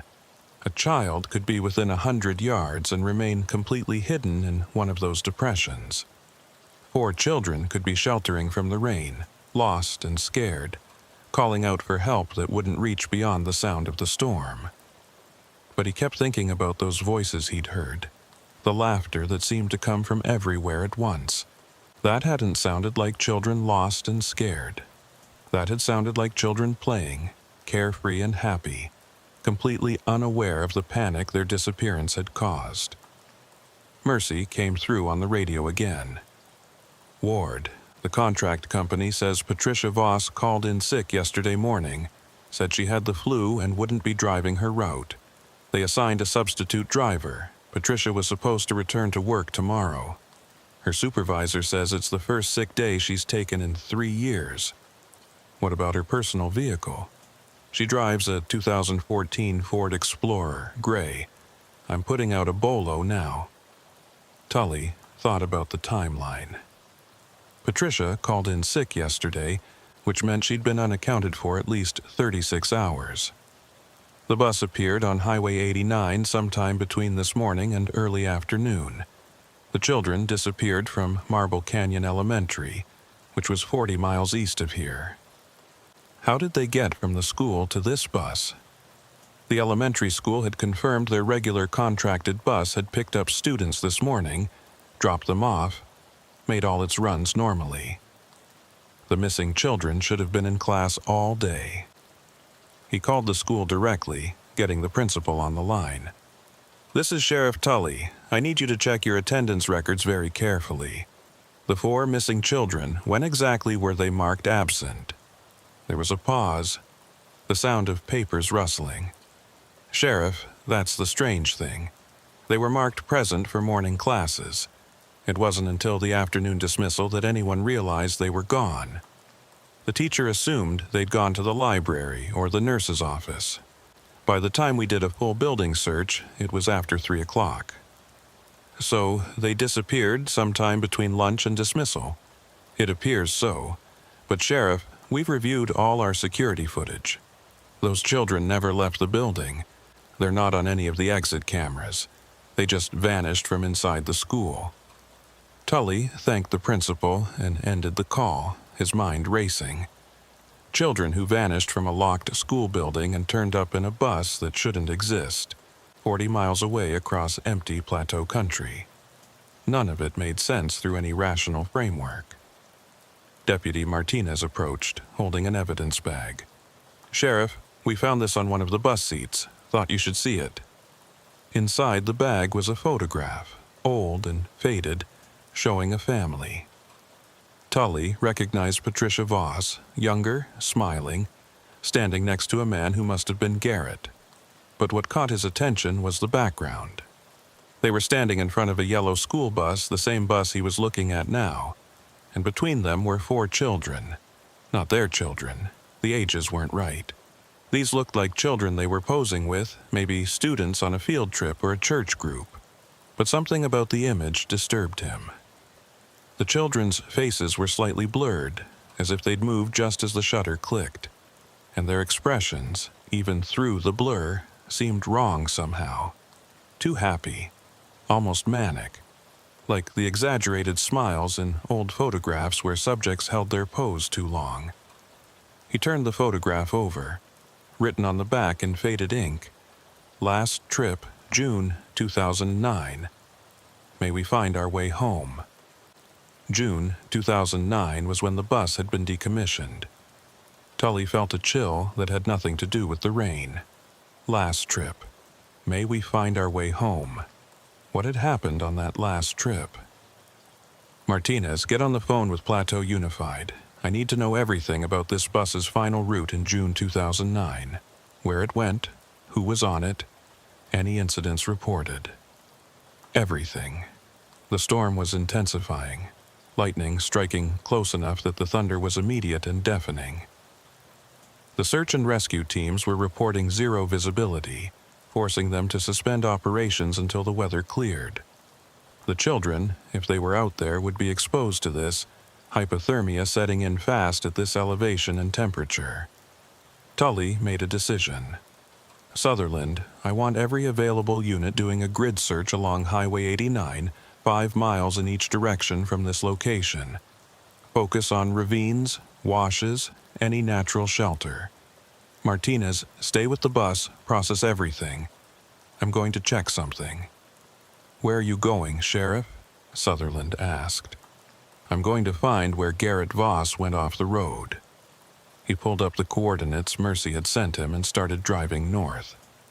The accident site was 3 miles up the highway, marked now only by a replacement section of guardrail that looked newer than the rest. Tully parked and walked to the edge, looking down into the ravine. 60 feet, Sutherland had said. In daylight, you could see the bottom, see where the bus had come to rest and burned. Now, in the storm and failing light, it was just darkness. But as Tully stood there, he heard something that made him freeze. From down in the ravine, barely audible over the storm, came the sound of a vehicle engine. Not running smoothly, but coughing and sputtering, like an engine trying to start in cold weather. And behind it, more faint, the sound of children's voices, not laughing this time, crying, calling for help. Tully grabbed his flashlight and started climbing down, using the rocks and sparse vegetation for handholds. The slope was steep and slick with rain, and twice he nearly lost his footing. But the sounds pulled him down, the struggling engine and the frightened voices.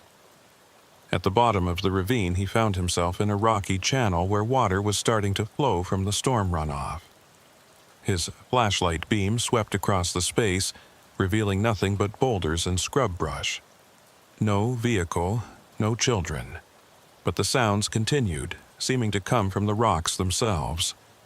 He moved deeper into the ravine, following a path that led around a massive boulder. Behind it, he found something that stopped him cold. Burned metal, twisted and blackened, half buried in sediment. The remains of a vehicle, barely recognizable as a bus. This was Garrett Voss's crash site, or what was left of it after 7 years of weather and erosion. But the sounds were coming from the wreckage. The engine sound, the crying voices, all emanating from this burned-out shell that couldn't possibly contain either. Tully approached carefully, flashlight beam probing the shadows. The front section of the bus was completely destroyed. The windshield gone, the driver's area crushed and charred. The passenger section was in slightly better condition, the metal seats still visible beneath the carbon scoring. And on one of those seats, untouched by fire or decay, sat a small backpack. It looked brand new, the fabric clean and bright. Tully picked it up, opened it. Inside were school books with today's date stamped on the homework assignments. The name on the folder, Emma Marsh, one of the missing children. The crying sounds grew louder, more desperate. Tully spun around, his light catching movement in the shadows. For just a moment, he saw them.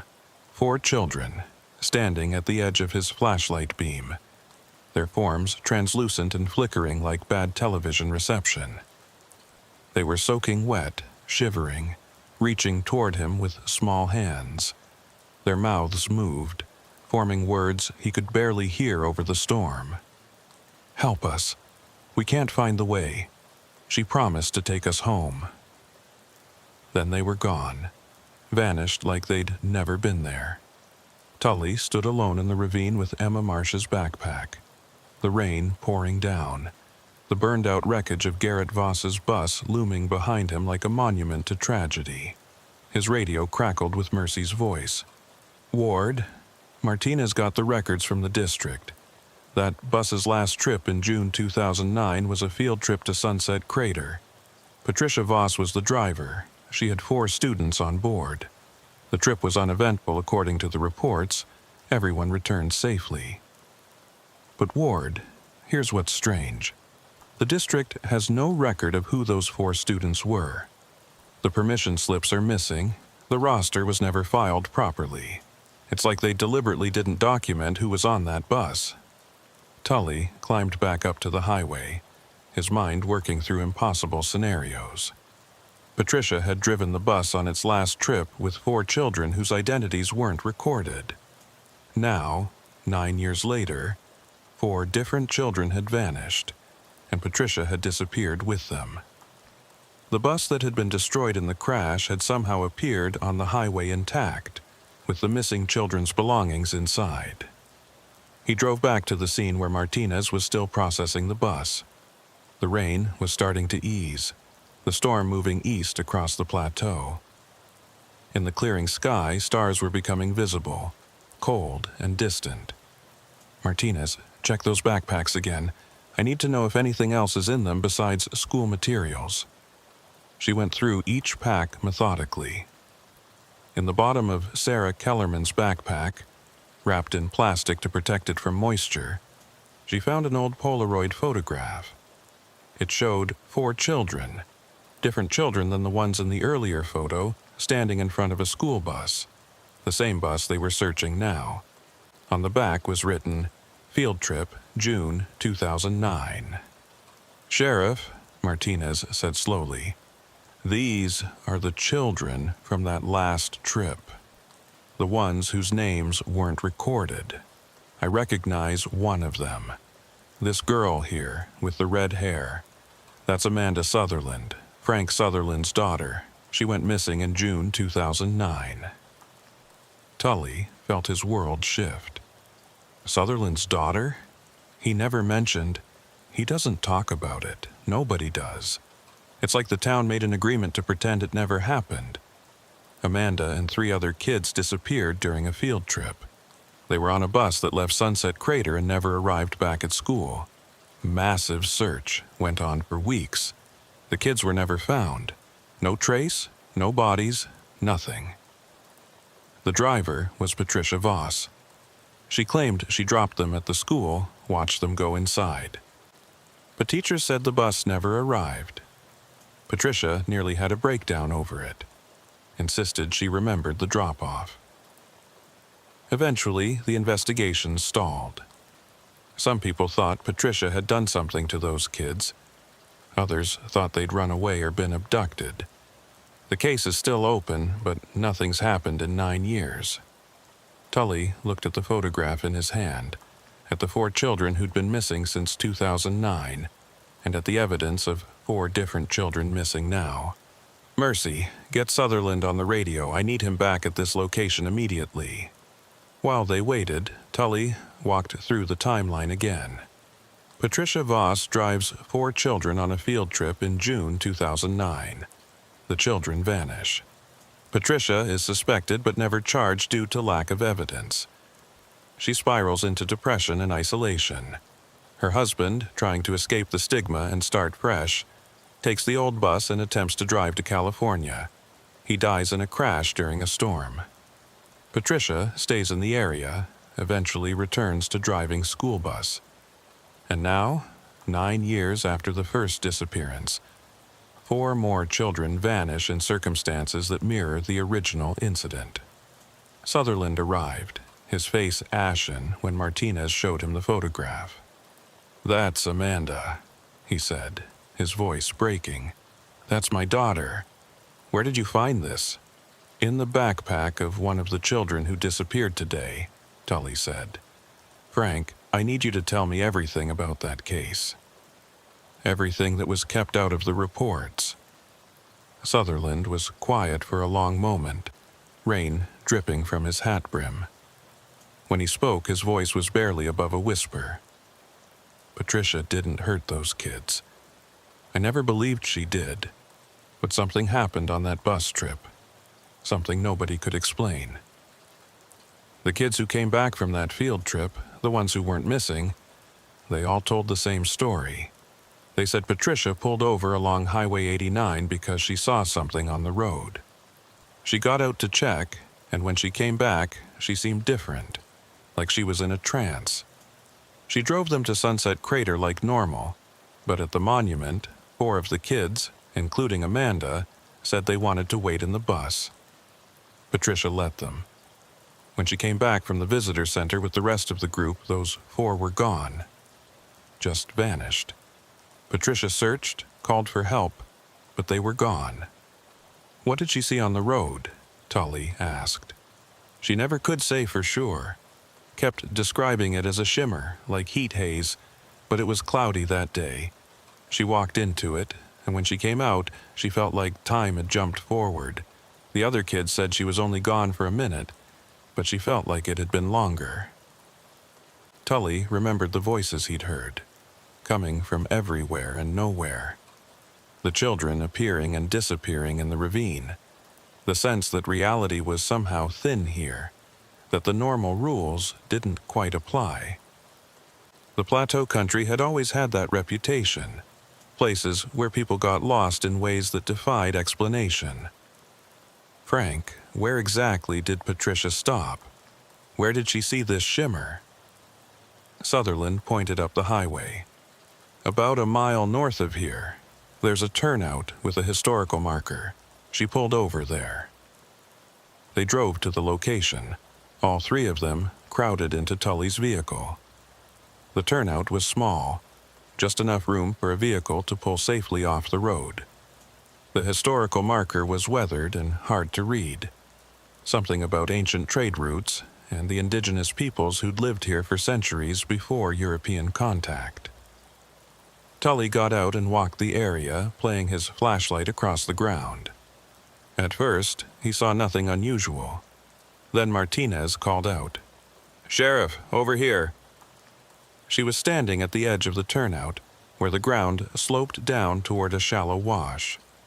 In the mud, illuminated by her flashlight, were tire tracks, fresh tracks made by a large vehicle. The tracks led down into the wash and disappeared into a culvert that passed under the highway. Tully approached the culvert opening. It was maybe 6 feet in diameter, large enough to walk through if you hunched over. His flashlight beam penetrated maybe 20 feet before the tunnel curved, and the light was swallowed by darkness. From inside came a sound that made his skin crawl. Children's laughter, echoing strangely in the confined space. And beneath it, that struggling engine sound he'd heard in the ravine. "Martinez, call for backup. Everyone you can get, and get lights down here, lots of them. Sheriff, you're not going in there alone. I'm not going in at all until we have proper support and equipment. But I need to know what's in there." They waited while units assembled, while portable lights were brought in and set up, while the entrance to the culvert was illuminated like a stage. The sounds from inside continued, sometimes loud, sometimes fading to almost nothing. Tully could hear Mercy coordinating on the radio, could hear the parents of the missing children demanding answers, could hear the tension in everyone's voice as they tried to understand what they were dealing with. When they finally had enough personnel and equipment, Tully led a team into the culvert. The space was cramped and claustrophobic, water flowing around their boots from the storm runoff. The concrete walls were covered in graffiti, old markings from decades of travelers and drifters passing through. But as they moved deeper, the graffiti changed. It became more deliberate, almost ritualistic. Symbols he didn't recognize, dates going back to the 1970s, names and messages. We couldn't find our way back. The road goes both directions. She's still driving.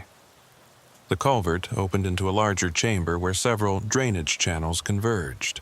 And there, in the center of the chamber, illuminated by their flashlights, sat a yellow school bus. It was the same bus they'd found on the highway. Same paint, same rust patterns, same faded district lettering. But it was also the burned wreckage from the ravine. The vehicle seemed to flicker between states, solid one moment, scorched and broken the next. The hazard lights were flashing, impossibly bright in the darkness, and through the windows they could see movement. Children, 4 of them, sitting in the seats, their faces pressed against the glass, their mouths open in silent screams. And in the driver's seat, visible in profile, Patricia Voss. Her hands on the wheel, her eyes fixed forward, driving a bus that was simultaneously moving and standing still. Tully stood frozen, his flashlight beam locked on the impossible scene before him. The bus flickered like a badly tuned television signal, existing in 2 states simultaneously. One moment it was pristine, yellow paint gleaming in the harsh light, windows intact, hazard lights pulsing their steady rhythm. The next moment it was the charred wreckage from the ravine. Metal twisted and blackened, windows blown out, seats reduced to skeletal frames. The transitions happened so fast they made his eyes hurt, made his brain struggle to process what he was seeing. Behind him, he heard Martinez whisper, "Mother of God." Sutherland had gone pale, his hand moving unconsciously to his sidearm, as if a weapon could protect them from whatever this was. The other deputies who'd followed them into the culvert were backing away, their training failing them in the face of something that violated every law of nature they understood. But it was the children that held Tully's attention.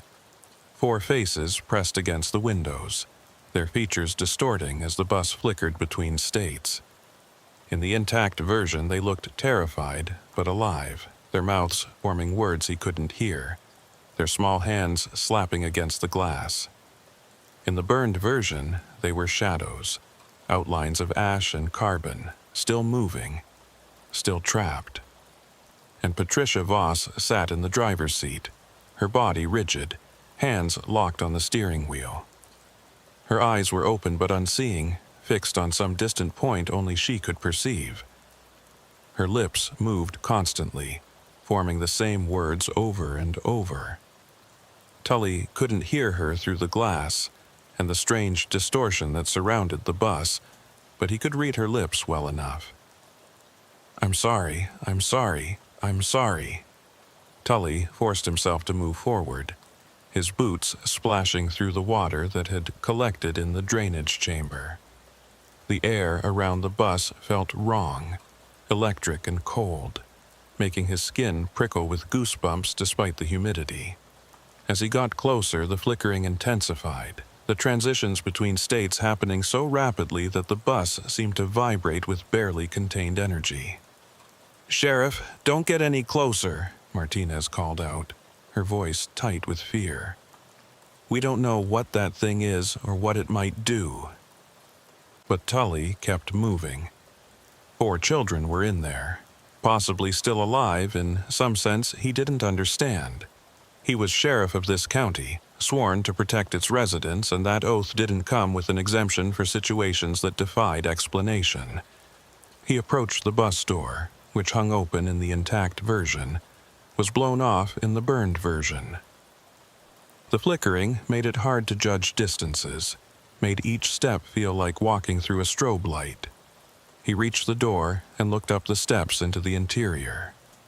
The driver's seat was maybe 10 feet away.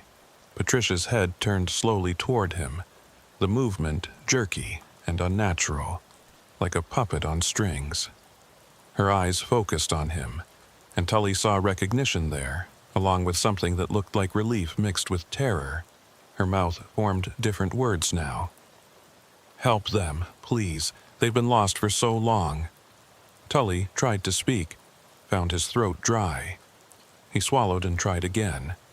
"Patricia, I need you to let those children off the bus. Their parents are waiting for them." She shook her head slowly, tears streaming down her face. "They can't get off. None of us can. We're stuck in the between place, not coming, not going, just driving forever." The between place? Where I took them.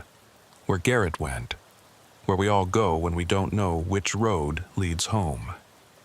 Her voice was faint, coming from very far away despite the short distance between them.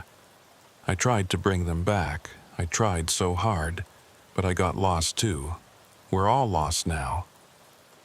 Behind Tully, Sutherland had moved closer, drawn despite his fear. "Amanda," he called out. "Amanda, baby, it's Dad. Come on out now. It's okay." One of the children turned toward the sound of his voice. Even through the distortion and flickering, Tully could see the resemblance. Amanda Sutherland, who'd been missing since 2009. She pressed her hand against the window, her small face crumpling with emotion. Her mouth formed a single word. "Daddy." But she didn't move toward the door. Couldn't move, Tully realized. The children were as trapped as Patricia, caught in whatever strange state the bus occupied. Martinez had her radio out, trying to raise Mercy at dispatch. The signal was breaking up, her transmission fragmenting into static. "This is Unit 3, in the culvert system. We've found the children need assistance." The radio squealed with feedback, then went dead. All their radios died simultaneously, the sudden silence somehow louder than the static had been. The only sound was the water flowing through the drainage channels and that awful struggling engine noise coming from the bus, like a motor trying to turn over but never quite catching. "We need to get them out," Sutherland said, moving toward the bus door. "My daughter is right there. We can't just leave them." Tully grabbed his arm. "Frank, stop. We don't know what will happen if we try to physically interact with it. That bus is in 2 places at once, 2 times at once. If we try to force our way in, we might make things worse." "Worse?" "My daughter has been missing for 9 years.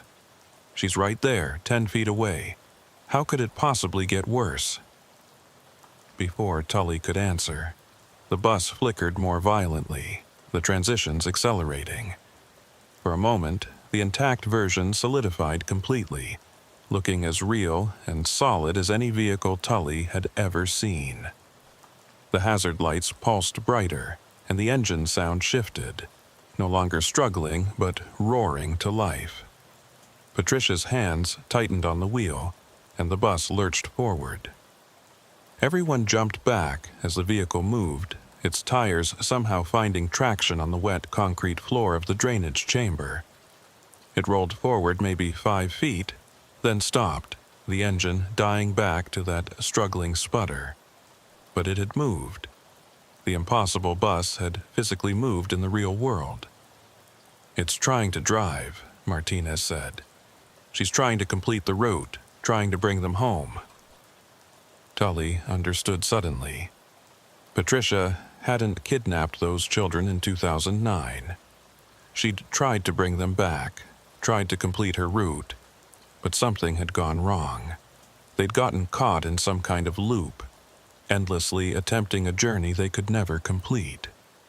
And when Garrett had died in the crash, trying to escape the guilt and stigma by leaving in the same bus, he'd somehow reinforced the loop, added his own energy to the impossible situation.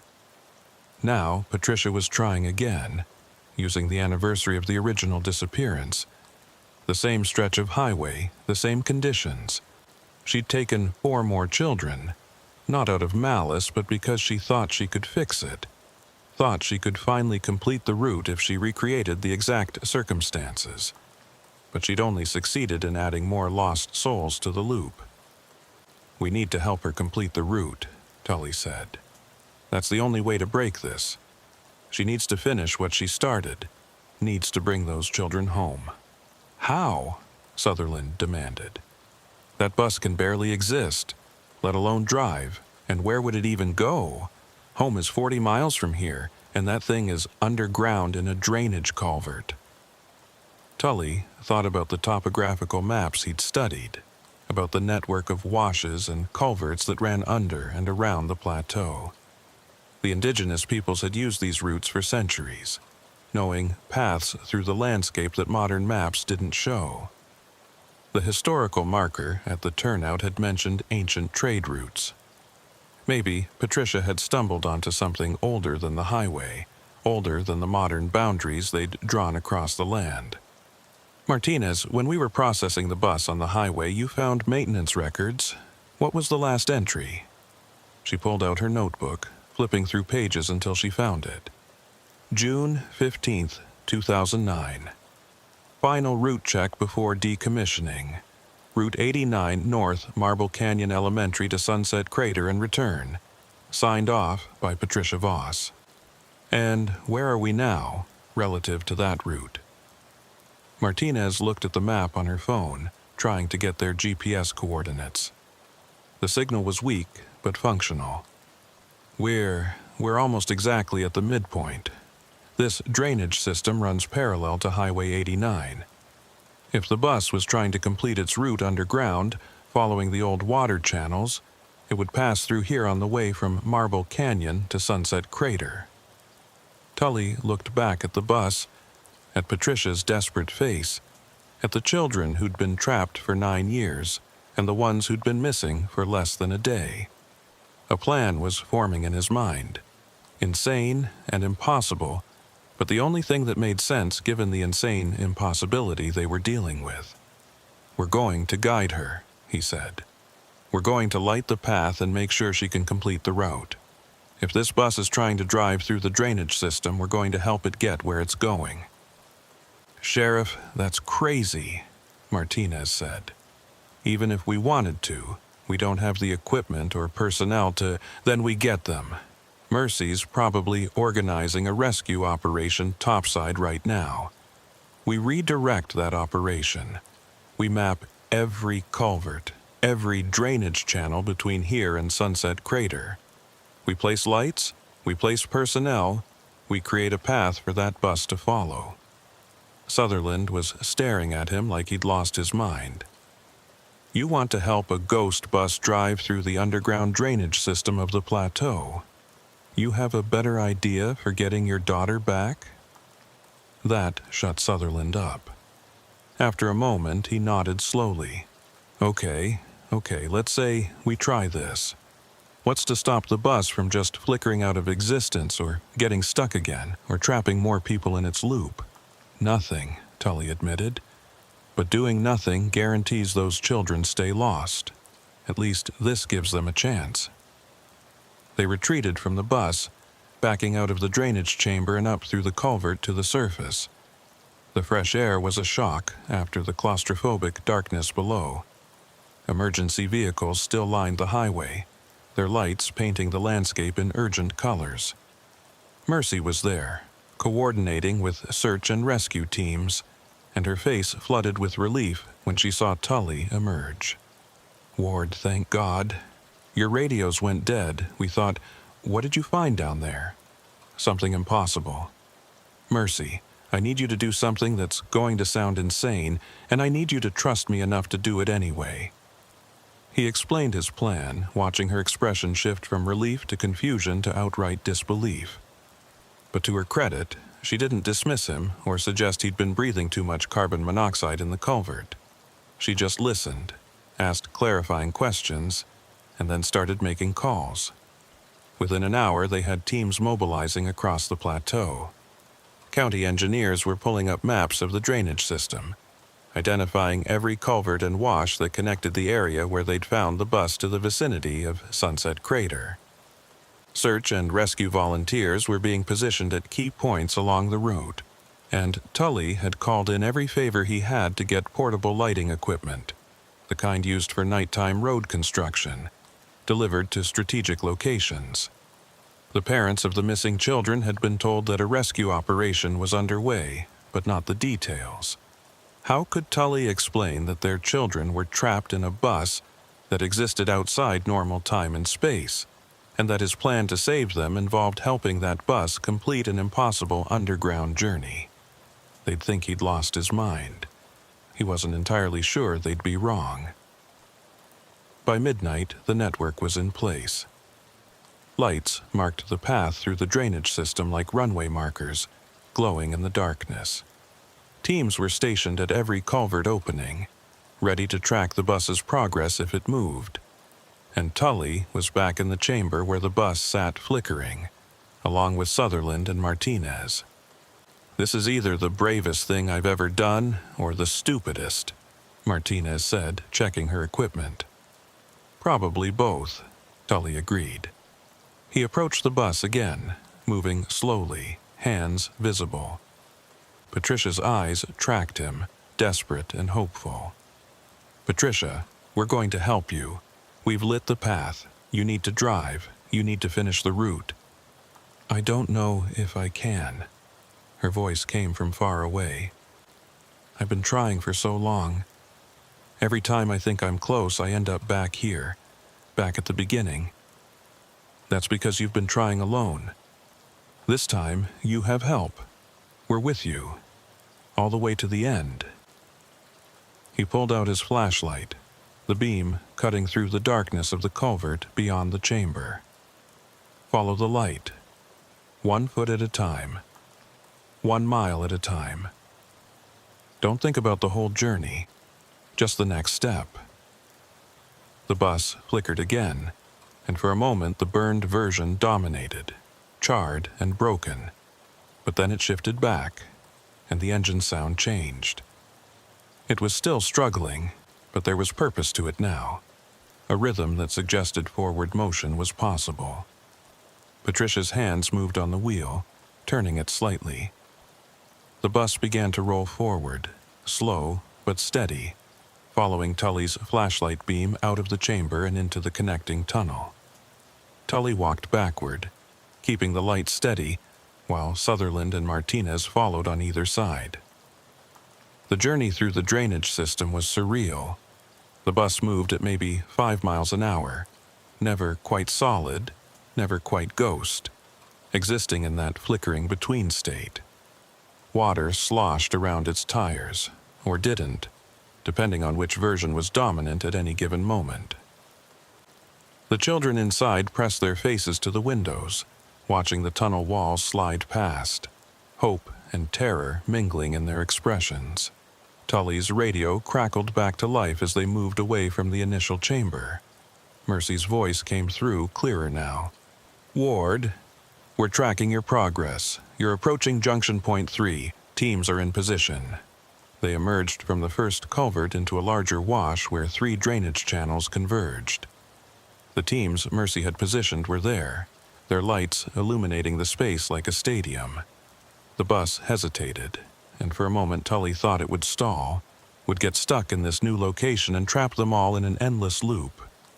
But Patricia kept driving, following the lights that marked the path, and the bus rolled forward into the next tunnel. Mile by mile, they progressed through the underground network, following routes that hadn't been traveled since before the highways existed, paths that the water had carved over centuries and that humans had repurposed for modern drainage. At each junction, teams reported the bus's passage. Its progress was being tracked on the surface, a glowing dot on a digital map moving steadily northwest toward Sunset Crater. News crews had shown up, despite Mercy's attempts to keep the operation quiet. Helicopters circled overhead, their lights visible through occasional drainage grates. The story was spreading. Sheriff leads ghost bus through underground maze to save missing children. It sounded like something from a supermarket tabloid. Tully didn't care. He kept walking backward, kept the light steady, kept talking to Patricia through the windshield. "You're doing great. Keep going. Just a little further." Hours passed. Tully's legs burned with exhaustion. His voice was hoarse from talking, but the bus kept moving. They'd traveled nearly 20 miles through the drainage system, a journey that should have been impossible for a vehicle this size through tunnels never designed for traffic. And then, finally, they emerged into the large detention basin near Sunset Crater National Monument. The basin was designed to collect runoff during storms, a huge concrete bowl that could hold thousands of gallons before releasing it into the watershed. Now, it was dry, and its walls were lined with emergency vehicles and spectators who'd somehow learned of the operation. The bus rolled into the basin, and for the first time since entering the culvert system, it stopped flickering. It solidified, became fully real and present. The hazard lights stopped flashing. The engine sound faded to nothing. And in the sudden silence, they heard a new sound, the bus door opening with its characteristic hydraulic hiss. Patricia Voss stood up from the driver's seat, moving stiffly, like someone waking from a long sleep. She turned toward the children and said in a voice that seemed to come from the present instead of across years of trauma, "Okay, kids, we're here. Everybody off the bus." The 4 children from today, Sarah Kellerman, Marcus Downing, and the twins Emma and Ethan Marsh, stood up and walked down the aisle. They moved like sleepwalkers, confused and disoriented, but they moved. They descended the stairs and stepped out into the basin, where paramedics immediately rushed forward to check on them. But it was what happened next that made Tully's throat tighten with emotion. 4 more children stood up from seats that had appeared empty moments before. Older children, or rather, children who should have been older but looked exactly the same as they had 9 years ago. Amanda Sutherland was first, her red hair unmistakable. Behind her came 3 others, faces that matched the missing persons photos from 2009. They descended the stairs and stepped out into the night air. Frank Sutherland caught his daughter as she stumbled, pulling her into his arms, his face streaming with tears. The other 3 children stood looking around in confusion, until they saw faces in the crowd, saw their parents who'd been waiting 9 years for this moment. Patricia was the last to exit the bus. She stood at the top of the steps, looking at Tully with eyes that held both exhaustion and peace. "Thank you," she said. "I couldn't have found the way without you." "Where's Garrett?" Tully asked. "Your husband, is he?" "He's free now," Patricia said. "He's been trapped in that crash for 7 years, replaying it over and over. But when I completed the route, when I brought them all home, the loop broke. He could finally let go."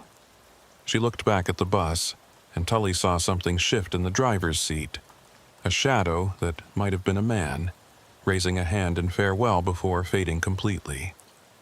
"What about you?" Tully asked. "Are you free?" Patricia smiled sadly. "I will be, once I face what I did. Once I explain why I thought taking 4 more children was the answer instead of just asking for help." She held out her wrists. "I'm ready to accept responsibility." Tully called Martinez over to handle the arrest. Patricia Voss would face charges for the abduction of 4 children, though Tully suspected the prosecution would be complicated by the circumstances. How do you explain to a jury that she was trying to break a temporal loop caused by an earlier incident that defied rational explanation? But that was a problem for later. Right now, 8 children were being reunited with their families. 8 children who'd been lost were found. The children from 2009 would need extensive medical and psychological evaluation. They hadn't aged a day in 9 years, hadn't experienced the passage of time. For them, it had been moments since they'd boarded that bus for a field trip. For their families, nearly a decade had passed. The bus sat in the detention basin, solid and real and utterly mundane now. A team from the state police would impound it, process it as evidence. Mechanics would examine it. Forensic teams would go over every inch.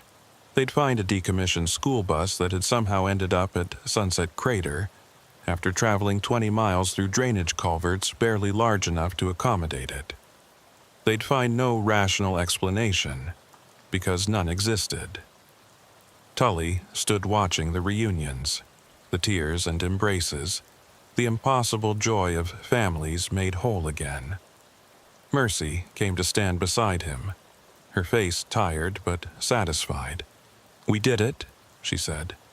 "I still don't understand how, but we did it." "Neither do I," Tully admitted. "But sometimes understanding isn't the point. Sometimes you just do what needs to be done and let someone else worry about the explanation." Rook Ellison, the truck driver who'd first reported the bus, had shown up at some point during the operation. He approached Tully now, his weathered face thoughtful. "Sheriff, I've been driving these roads for a long time. Seen things I couldn't explain. Learned to trust my instincts about what's natural and what isn't. That bus I saw this afternoon, I knew it was wrong. I just didn't know how wrong. You did the right thing calling it in." "Did I?" "Because part of me wonders if maybe some things are supposed to stay lost. Maybe there are routes we're not supposed to follow, places we're not meant to go." Tully thought about Patricia's description of the between place, that space where the bus had been trapped. A nowhere land that was both here and there, both now and then. The plateau had always been a liminal space, a high desert caught between the mountains and the lowlands, between ancient paths and modern highways. Maybe it made sense that thin places existed here, where the boundaries between states weren't as solid as they should be. "Maybe," Tully said, "but those children deserved to come home. Whatever it took, they deserved that chance." The eastern sky was beginning to lighten, dawn approaching. Tully had been awake for more than 24 hours, had walked more than 20 miles through underground tunnels, and had witnessed things that would have gotten him committed if he tried to describe them in an official report. He was exhausted, confused, and deeply unsettled by what had happened. But 8 families had their children back. That was what mattered. Everything else was just details. As the sun rose over the plateau, painting the volcanic rock in shades of gold and red, the school bus began to fade. Not flickering this time, just a steady, gentle dissolution, like morning mist burning off under the sun's warmth. Within minutes, it was gone, leaving only an empty space in the detention basin and a set of tire tracks that would themselves fade within days. The authorities would argue about what happened. Skeptics would propose elaborate hoaxes. Believers would cite it as proof of parallel dimensions or time travel or spiritual intervention. Scientists would demand the physical evidence that no longer existed. The story would be told and retold, changing with each telling until it bore little resemblance to what actually occurred. But Tully would remember. He'd remember Patricia's face as she finally completed her route. He'd remember the children stepping off that bus, coming home after being lost in a place between places. He'd remember that sometimes the job required more than handcuffs and procedure. Sometimes it required following an impossible bus through the darkness on faith alone. And he'd remember what Amanda Sutherland said to her father as they held each other in the detention basin, crying and laughing at the same time. "Daddy, I wasn't scared. The whole time I knew someone would find the way. I knew someone would come." Someone had come, and they had found the way through tunnels and time, through the thin places where reality bent just enough to allow miracles. The plateau would keep its other secrets, but this one at least had been solved. 3 weeks after the incident at Sunset Crater, Sheriff Ward Tully sat in his office staring at paperwork that made no sense no matter how many times he read it. The official report on the rescue operation had been rewritten 4 times, each version sounding more absurd than the last. How do you document the undocumentable? How do you explain in bureaucratic language that a school bus had existed in 2 states of reality simultaneously and traveled 20 miles through drainage tunnels barely large enough to accommodate it? The final version he'd submitted used carefully neutral language. Victims were located in the drainage system near Sunset Crater following an extensive search operation. All individuals were recovered safely and transported to medical facilities for evaluation. It was technically true while being functionally meaningless. The state investigators who'd reviewed it had asked pointed questions that Tully had answered with equally careful non-answers. Eventually, they'd stopped pushing, perhaps recognizing that some cases existed outside the comfortable boundaries of rational explanation. The children from 2024 had recovered quickly. Sarah Kellerman, Marcus Downing, and the twins Emma and Ethan Marsh had been disoriented and frightened but physically unharmed. Their memories of the experience were fragmented and dreamlike. They remembered getting on the bus, remembered the strange feeling of the vehicle not quite existing, remembered the sensation of being stuck between destinations. But the details were already fading, their young minds protecting them by treating the experience like a bad dream rather than lived reality. The children from 2009 were a different story. Amanda Sutherland and the other 3, Jason Morales, Catherine Dwyer, and Timothy Strand, had no concept that 9 years had passed. For them, it had been a single day. They'd boarded the bus for a field trip on a Tuesday morning in June 2009 and gotten off that same Tuesday evening, as far as their subjective experience went. The fact that it was now October 2018 was incomprehensible to them. Frank Sutherland had his daughter back, but she was still 7 years old while he'd aged 9 years waiting for her return. His wife had left him years ago, unable to cope with the grief and uncertainty. Amanda didn't understand why her mother wasn't there, why her father looked so much older, why her house was different and all her toys were gone. The psychological implications were staggering. How do you help a child adjust to a world that had moved on without them?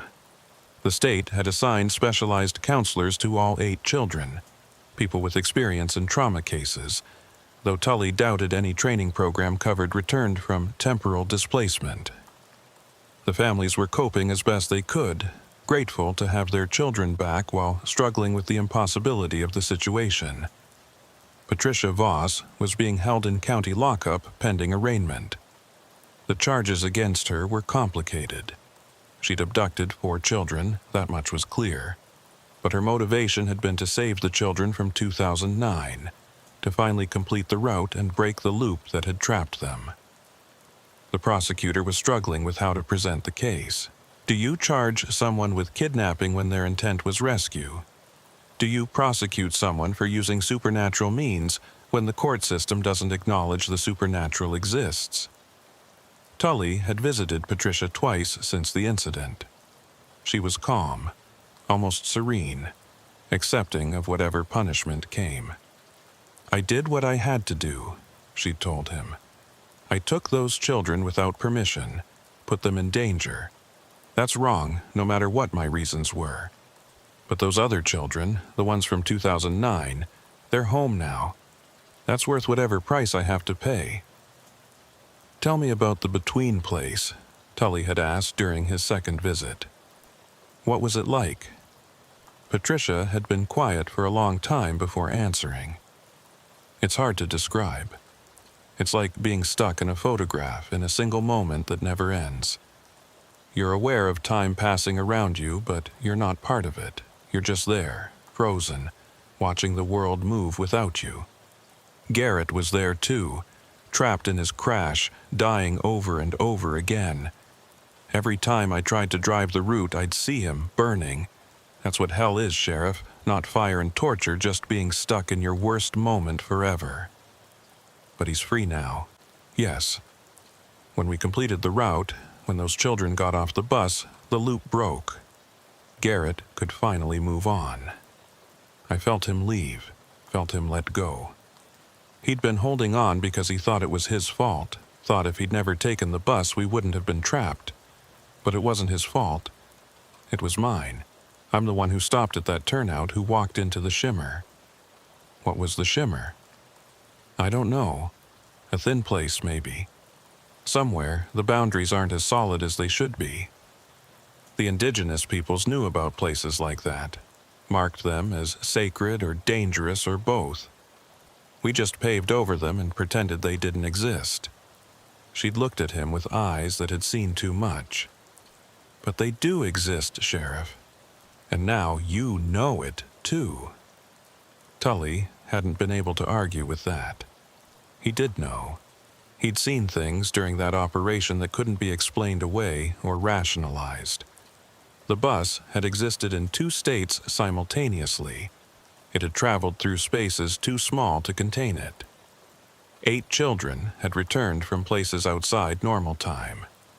These were facts, witnessed by dozens of people, documented by cameras and instruments, yet impossible according to everything science understood about reality. The news media had tried to make sense of it, with predictable results. Some outlets treated it as a heartwarming rescue story, carefully omitting the stranger details. Others went full conspiracy theory, claiming government experiments or alien intervention. A few tried to report it straight, and gave up when the facts refused to form a coherent narrative. The story had been viral for about a week, then faded as newer impossibilities competed for attention in the endless scroll of modern media. But the plateau remembered. The locals, the ranchers and longtime residents who'd lived here for generations, they understood in ways the outside media never would. They'd always known the land held secrets, that there were places where the rules changed. The incident had just confirmed what they'd suspected all along. Rook Ellison, the truck driver who'd first reported the bus, had stopped by Tully's office a few days after the rescue. "I'm not driving that route anymore," he'd said bluntly. "My company can reassign me, or I'll find other work, but I'm not going back to Highway 89. Why not? Because now that I've seen what can happen there, I'll be looking for it. And once you start looking for the thin places, Sheriff, they start looking back. I've heard stories from other drivers. Strange things on that highway. Always have been. I just don't want to be the one who finds the next one." Tully understood that instinct. Part of him wanted to transfer to a different district, somewhere far from the plateau and its thin places. Somewhere normal, where school buses stayed in one state of reality and missing children stayed missing or were found through conventional means. But he'd taken an oath to protect this county, and that meant all of it, even the parts that didn't make sense. Now, 3 weeks later, he was trying to move on. The case was technically closed. The children were safe, the families reunited. The impossible bus had dissolved into morning air, leaving no evidence of its existence. He should have been satisfied. Instead, he was troubled by details that didn't fit, questions that had no answers. His phone rang, pulling him from his thoughts. It was Mercy. "Ward, we've got a situation. Teacher from Marble Canyon Elementary is reporting some unusual behavior from the children who were on the bus. Thought you'd want to know." Tully felt his stomach tighten. "What kind of behavior?" "Better if you hear it directly. She's driving down now, should be here in 20 minutes. The teacher was a woman named Dorothy Pacheco, late 50s, who'd been working at Marble Canyon Elementary for 30 years. She sat across from Tully, looking worried and uncertain. "Sheriff, I don't know if this is important, and I don't want to cause alarm, but something's not right with those children." "The ones from this year or the ones from 2009? Both, but especially the ones from 2009. It's like they're not quite here, if that makes sense. They're physically present. They respond when spoken to. They do their work. But there's a distance to them, like they're seeing something the rest of us can't. That's probably normal, given what they've been through. Trauma can cause dissociation. I understand that. I've dealt with traumatized children before. This is different. She pulled out a folder containing drawings. This is what Amanda Sutherland drew in art class yesterday. Tully looked at the drawing. It showed a yellow school bus rendered in crayon with a child's lack of precision.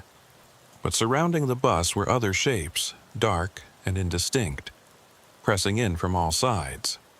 And in the windows of the bus were faces, dozens of them, far more than the 8 children who'd been on the real bus.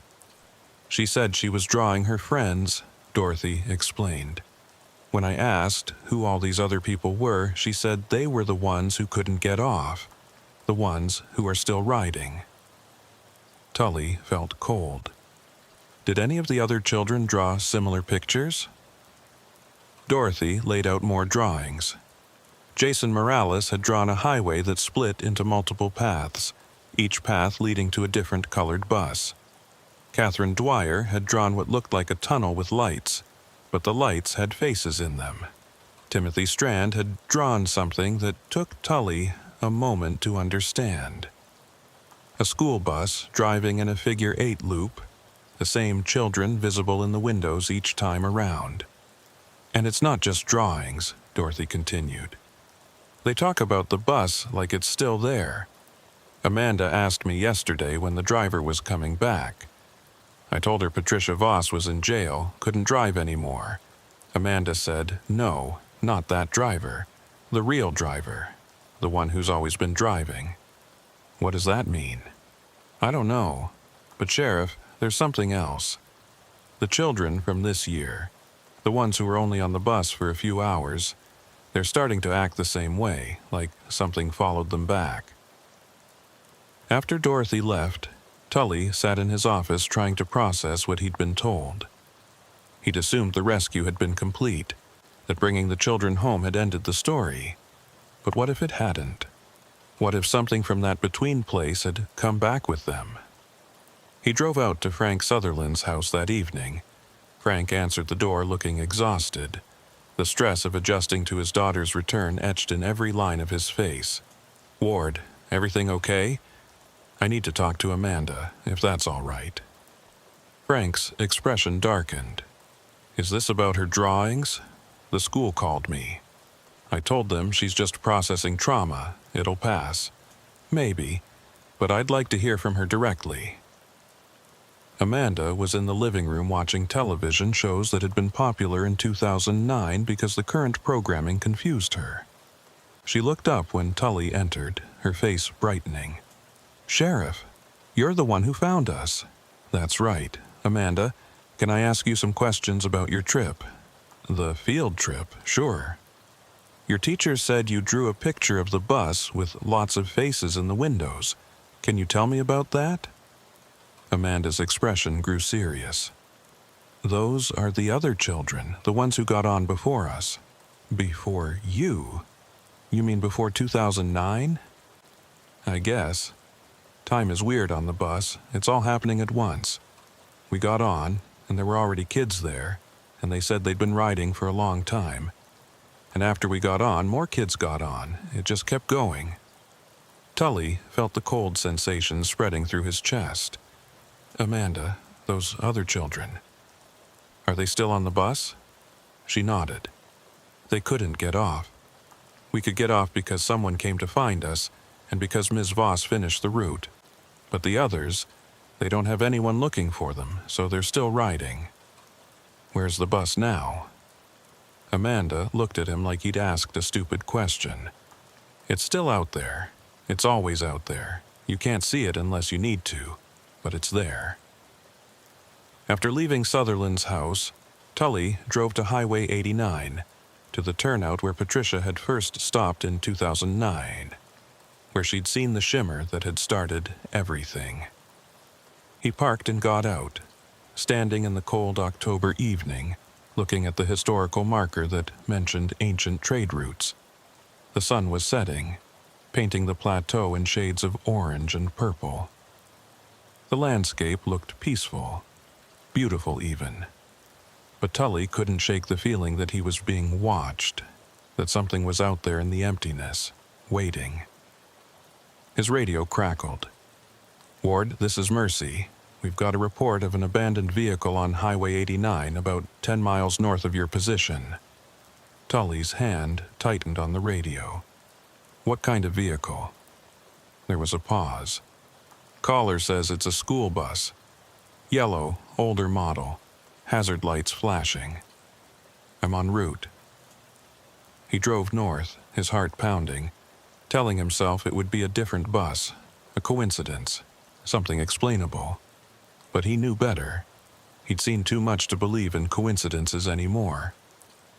The bus was exactly where the caller had reported, sitting on the shoulder with its hazard lights pulsing in the gathering darkness. The same faded yellow paint, the same rust patterns, the same Plateau Unified School District lettering. Tully pulled up behind it, hands shaking slightly as he reached for his flashlight. He approached slowly, seeing his own reflection in the dark windows. The door was closed. He knocked, called out. No response. He tried the handle and found it locked, just like before. Moving to the windows, he looked inside. Empty seats. Nothing visible in the driver's area. But as his eyes adjusted to the dim interior, he realized the bus wasn't quite empty. There were shapes in the seats, indistinct and shadowy, like reflections that didn't quite match reality. And the more he looked, the more he saw. Children, dozens of them, sitting silently in the darkness. Not quite there, not quite not there. One of them, a girl with dark hair, turned toward him. Her face was familiar. He'd seen it before in missing persons files from decades ago. Melissa Cordova, disappeared in 1987 while on a school trip. Never found, case still open. She pressed her hand against the window, her form flickering like a candle flame. Her mouth moved, forming words he couldn't hear but could somehow understand. "Help us find the way home." Tully stepped back from the bus, his mind reeling. Patricia hadn't broken the loop. She'd only managed to free a few children from it, the ones with people actively looking for them, with enough love and determination pulling them back. But the loop itself still existed, still trapped children who'd gotten on that bus over the years, children whose disappearances had been explained away or forgotten, who had no one left looking for them. The bus represented something older than Patricia's mistake in 2009, older than Garrett's crash in 2011. It was a thin place made physical, a crack in reality that had existed for decades, maybe longer. And it was still collecting lost children, still driving its route through the spaces between. His radio crackled again. "Ward, the caller is on the line. He wants to know if you found the bus." Tully looked at the vehicle, at the shadowy faces watching him from within. "Tell him yes, I found it. But Mercy, I need you to pull every missing persons case from the last 50 years involving children who disappeared near Highway 89. Everyone who vanished on school trips, field trips, any kind of travel through this area. Ward, what's going on? We didn't finish the job. We saved 8 children, but there are more. Maybe dozens more. They're still lost, still trapped, and they need someone to bring them home." He spent the next hour sitting in his truck, watching the bus, documenting it with his phone's camera. But when he reviewed the footage later, the bus would look completely empty, just an abandoned vehicle with no sign of the passengers he'd seen. The thin places didn't photograph well. They existed in the corners of perception, in the space between seeing and believing. By the time backup arrived, the bus was beginning to fade, its solidity wavering like heat shimmer. Deputy Martinez pulled up, got out, and stared at the vehicle. "Sheriff, is that—" "Yeah, it's back. How is that possible? We saw it dissolve." "That version dissolved. But the bus exists in multiple times, multiple states. We freed some of the children from one version, but there are others. The loop is bigger than we thought." They watched as the bus faded completely, leaving only tire tracks in the gravel shoulder. Those, too, would be gone by morning, Tully knew. The thin places covered their tracks well. Over the following days, Mercy compiled the missing persons cases Tully had requested. The list was longer than he'd expected, going back to 1961. 37 children who'd disappeared in the vicinity of Highway 89 under various circumstances. Most cases had been investigated thoroughly at the time, but yielded no answers. The children had simply vanished, leaving families with questions that would never be resolved. 37 children, and Tully had seen at least that many faces in the bus windows. They were all still there, still riding, still hoping someone would find the way to bring them home. He met with Patricia in her cell. "I saw the bus again. On Highway 89, same location where Ellison first reported it." Patricia nodded as if she'd expected this. "It's not done, is it?" "No, there are more children. Dozens of them, going back decades. They're all trapped in the loop." "I know. I saw them when we were driving through the drainage system. They were standing in the tunnels, watching us pass. I thought completing the route would free them all, but it only freed the ones connected to me. The ones I'd taken, the others are still waiting." "How do we free them?" "I don't know if we can. Each one needs someone to find them, to light their path home. But most of them have been gone so long, there's no one left looking. Their families have died or moved on. They're forgotten." Tully thought about that. About children trapped forever because they'd been forgotten. It was worse than death. What if we didn't forget? What if we kept looking? "Sheriff, you can't save them all. You'd spend your whole life chasing a ghost bus through the plateau, and even then you might not reach them." "Maybe not, but I can try."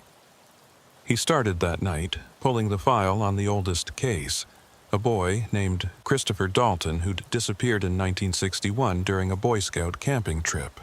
The troop had been traveling on Highway 89 when their bus broke down. While waiting for help, several boys had wandered off to explore. Only Christopher never came back. The search had lasted weeks, but the plateau had kept it secret. Tully drove to the location where the bus had broken down, a spot now marked only by a newer section of road. He sat there for hours, waiting, watching. Around midnight he saw it. Just for a moment, a flicker at the edge of his vision. A yellow bus sitting on the shoulder, hazard lights pulsing weakly. He approached carefully, flashlight ready. Through the windows he saw the children. And among them, a boy in a Boy Scout uniform from the early 60s, looking hopeful and terrified in equal measure. Tully had brought something with him, a photograph of Christopher Dalton's parents taken from the case file. They'd both passed away years ago, but he held the photograph up to the window, showing it to the boy. "Your parents never stopped looking for you. They looked until the day they died. They never gave up, never forgot. It's time to come home, Christopher." The boy's face crumpled, tears streaming down his cheeks. He stood up from his seat and moved toward the door. For a moment, Tully thought it would work, thought the child would step off the bus and return to the world. But the boy stopped at the top of the stairs, unable to move further. The loop held him. "I can't," the boy's voice came from far away. "There's no home to go to anymore. My parents are gone. The house is gone. Everything I knew is gone." Tully understood then. It wasn't enough to be found. There had to be a home to return to, a connection strong enough to pull them back. For the children from 2009 and 2024, their families had still been waiting. Their homes still existed. But for children who'd been gone for decades, that anchor was lost. "Then we'll make a new home," Tully said. "We'll remember you, all of you. We'll speak your names and tell your stories and make sure you're not forgotten. That's a kind of home, too." He didn't know if it would be enough. The boy at the door wavered, uncertain, and then the bus began to fade. But as it disappeared, Tully thought he saw the child smile, just slightly, as if the promise of being remembered was worth something even if freedom remained impossible. He spent the next 3 weeks documenting every case, every missing child, creating a comprehensive record of the lost. He built a memorial at the county building, a wall with photographs and names, stories and dates. 37 children who'd vanished on the plateau, who'd never been forgotten even if they'd never been found.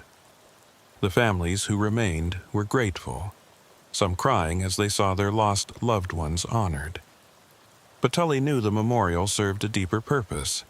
It was a beacon, a lighthouse for children lost in the thin places.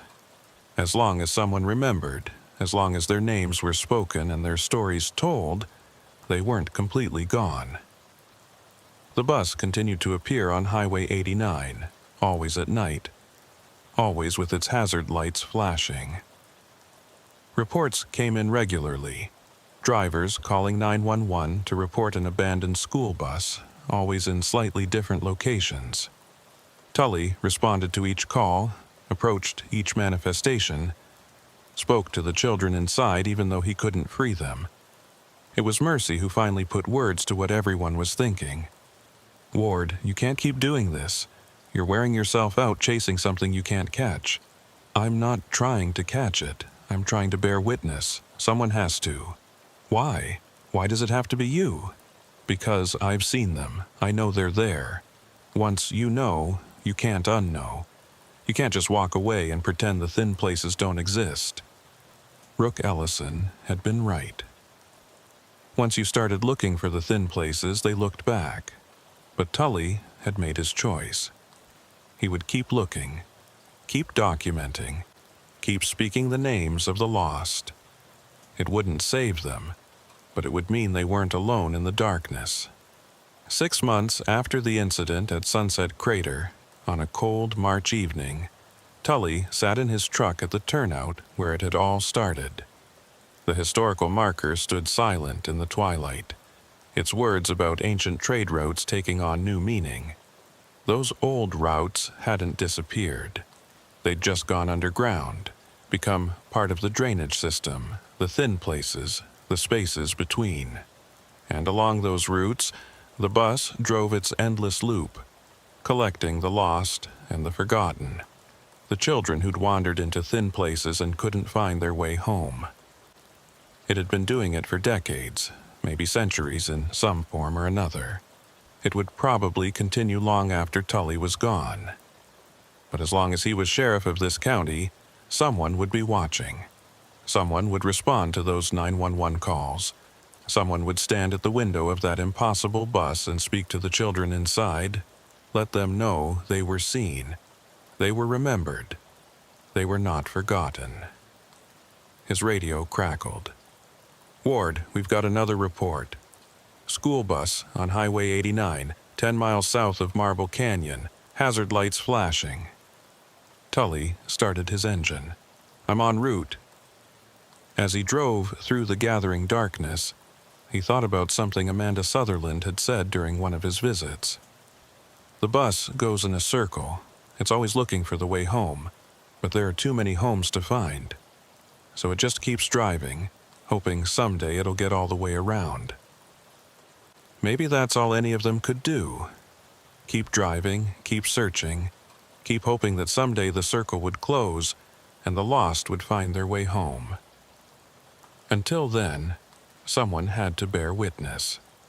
Someone had to stand in the darkness and say, "I see you. I remember. You are not alone." The plateau stretched out around him, vast and empty and full of secrets. Somewhere out there, a school bus was driving through spaces that shouldn't exist, carrying children who should have been home decades ago. And somewhere on that bus, Melissa Cordova and Christopher Dalton and 35 others were waiting, hoping, believing that someone would remember. Tully drove on through the darkness, his headlights cutting through the night, following a route that led everywhere and nowhere, chasing a bus that couldn't be caught but couldn't be abandoned. The thin places watched him pass, patient and eternal, knowing that eventually everyone found their way to the between places, the spaces where the lost ones gathered. But not tonight. Tonight he was still here, still searching, still bearing witness to the impossible.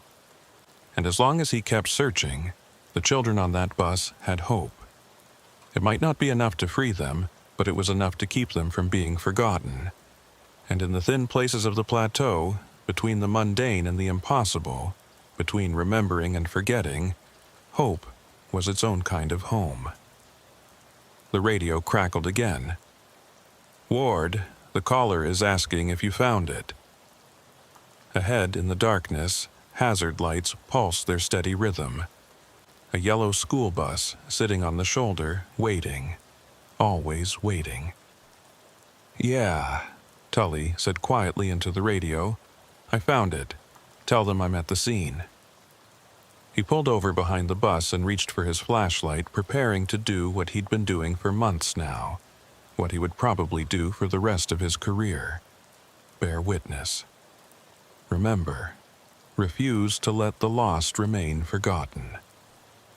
The bus flickered in his headlights, existing and not existing, carrying its burden of impossible passengers through the endless loop. And Ward Tully, sheriff of Coconino County, stood watch over the thin places, one more soul refusing to look away from what the plateau revealed to those willing to see. Somewhere in the darkness, children who should have been home decades ago pressed their faces to windows that might or might not be real, hoping this time would be different.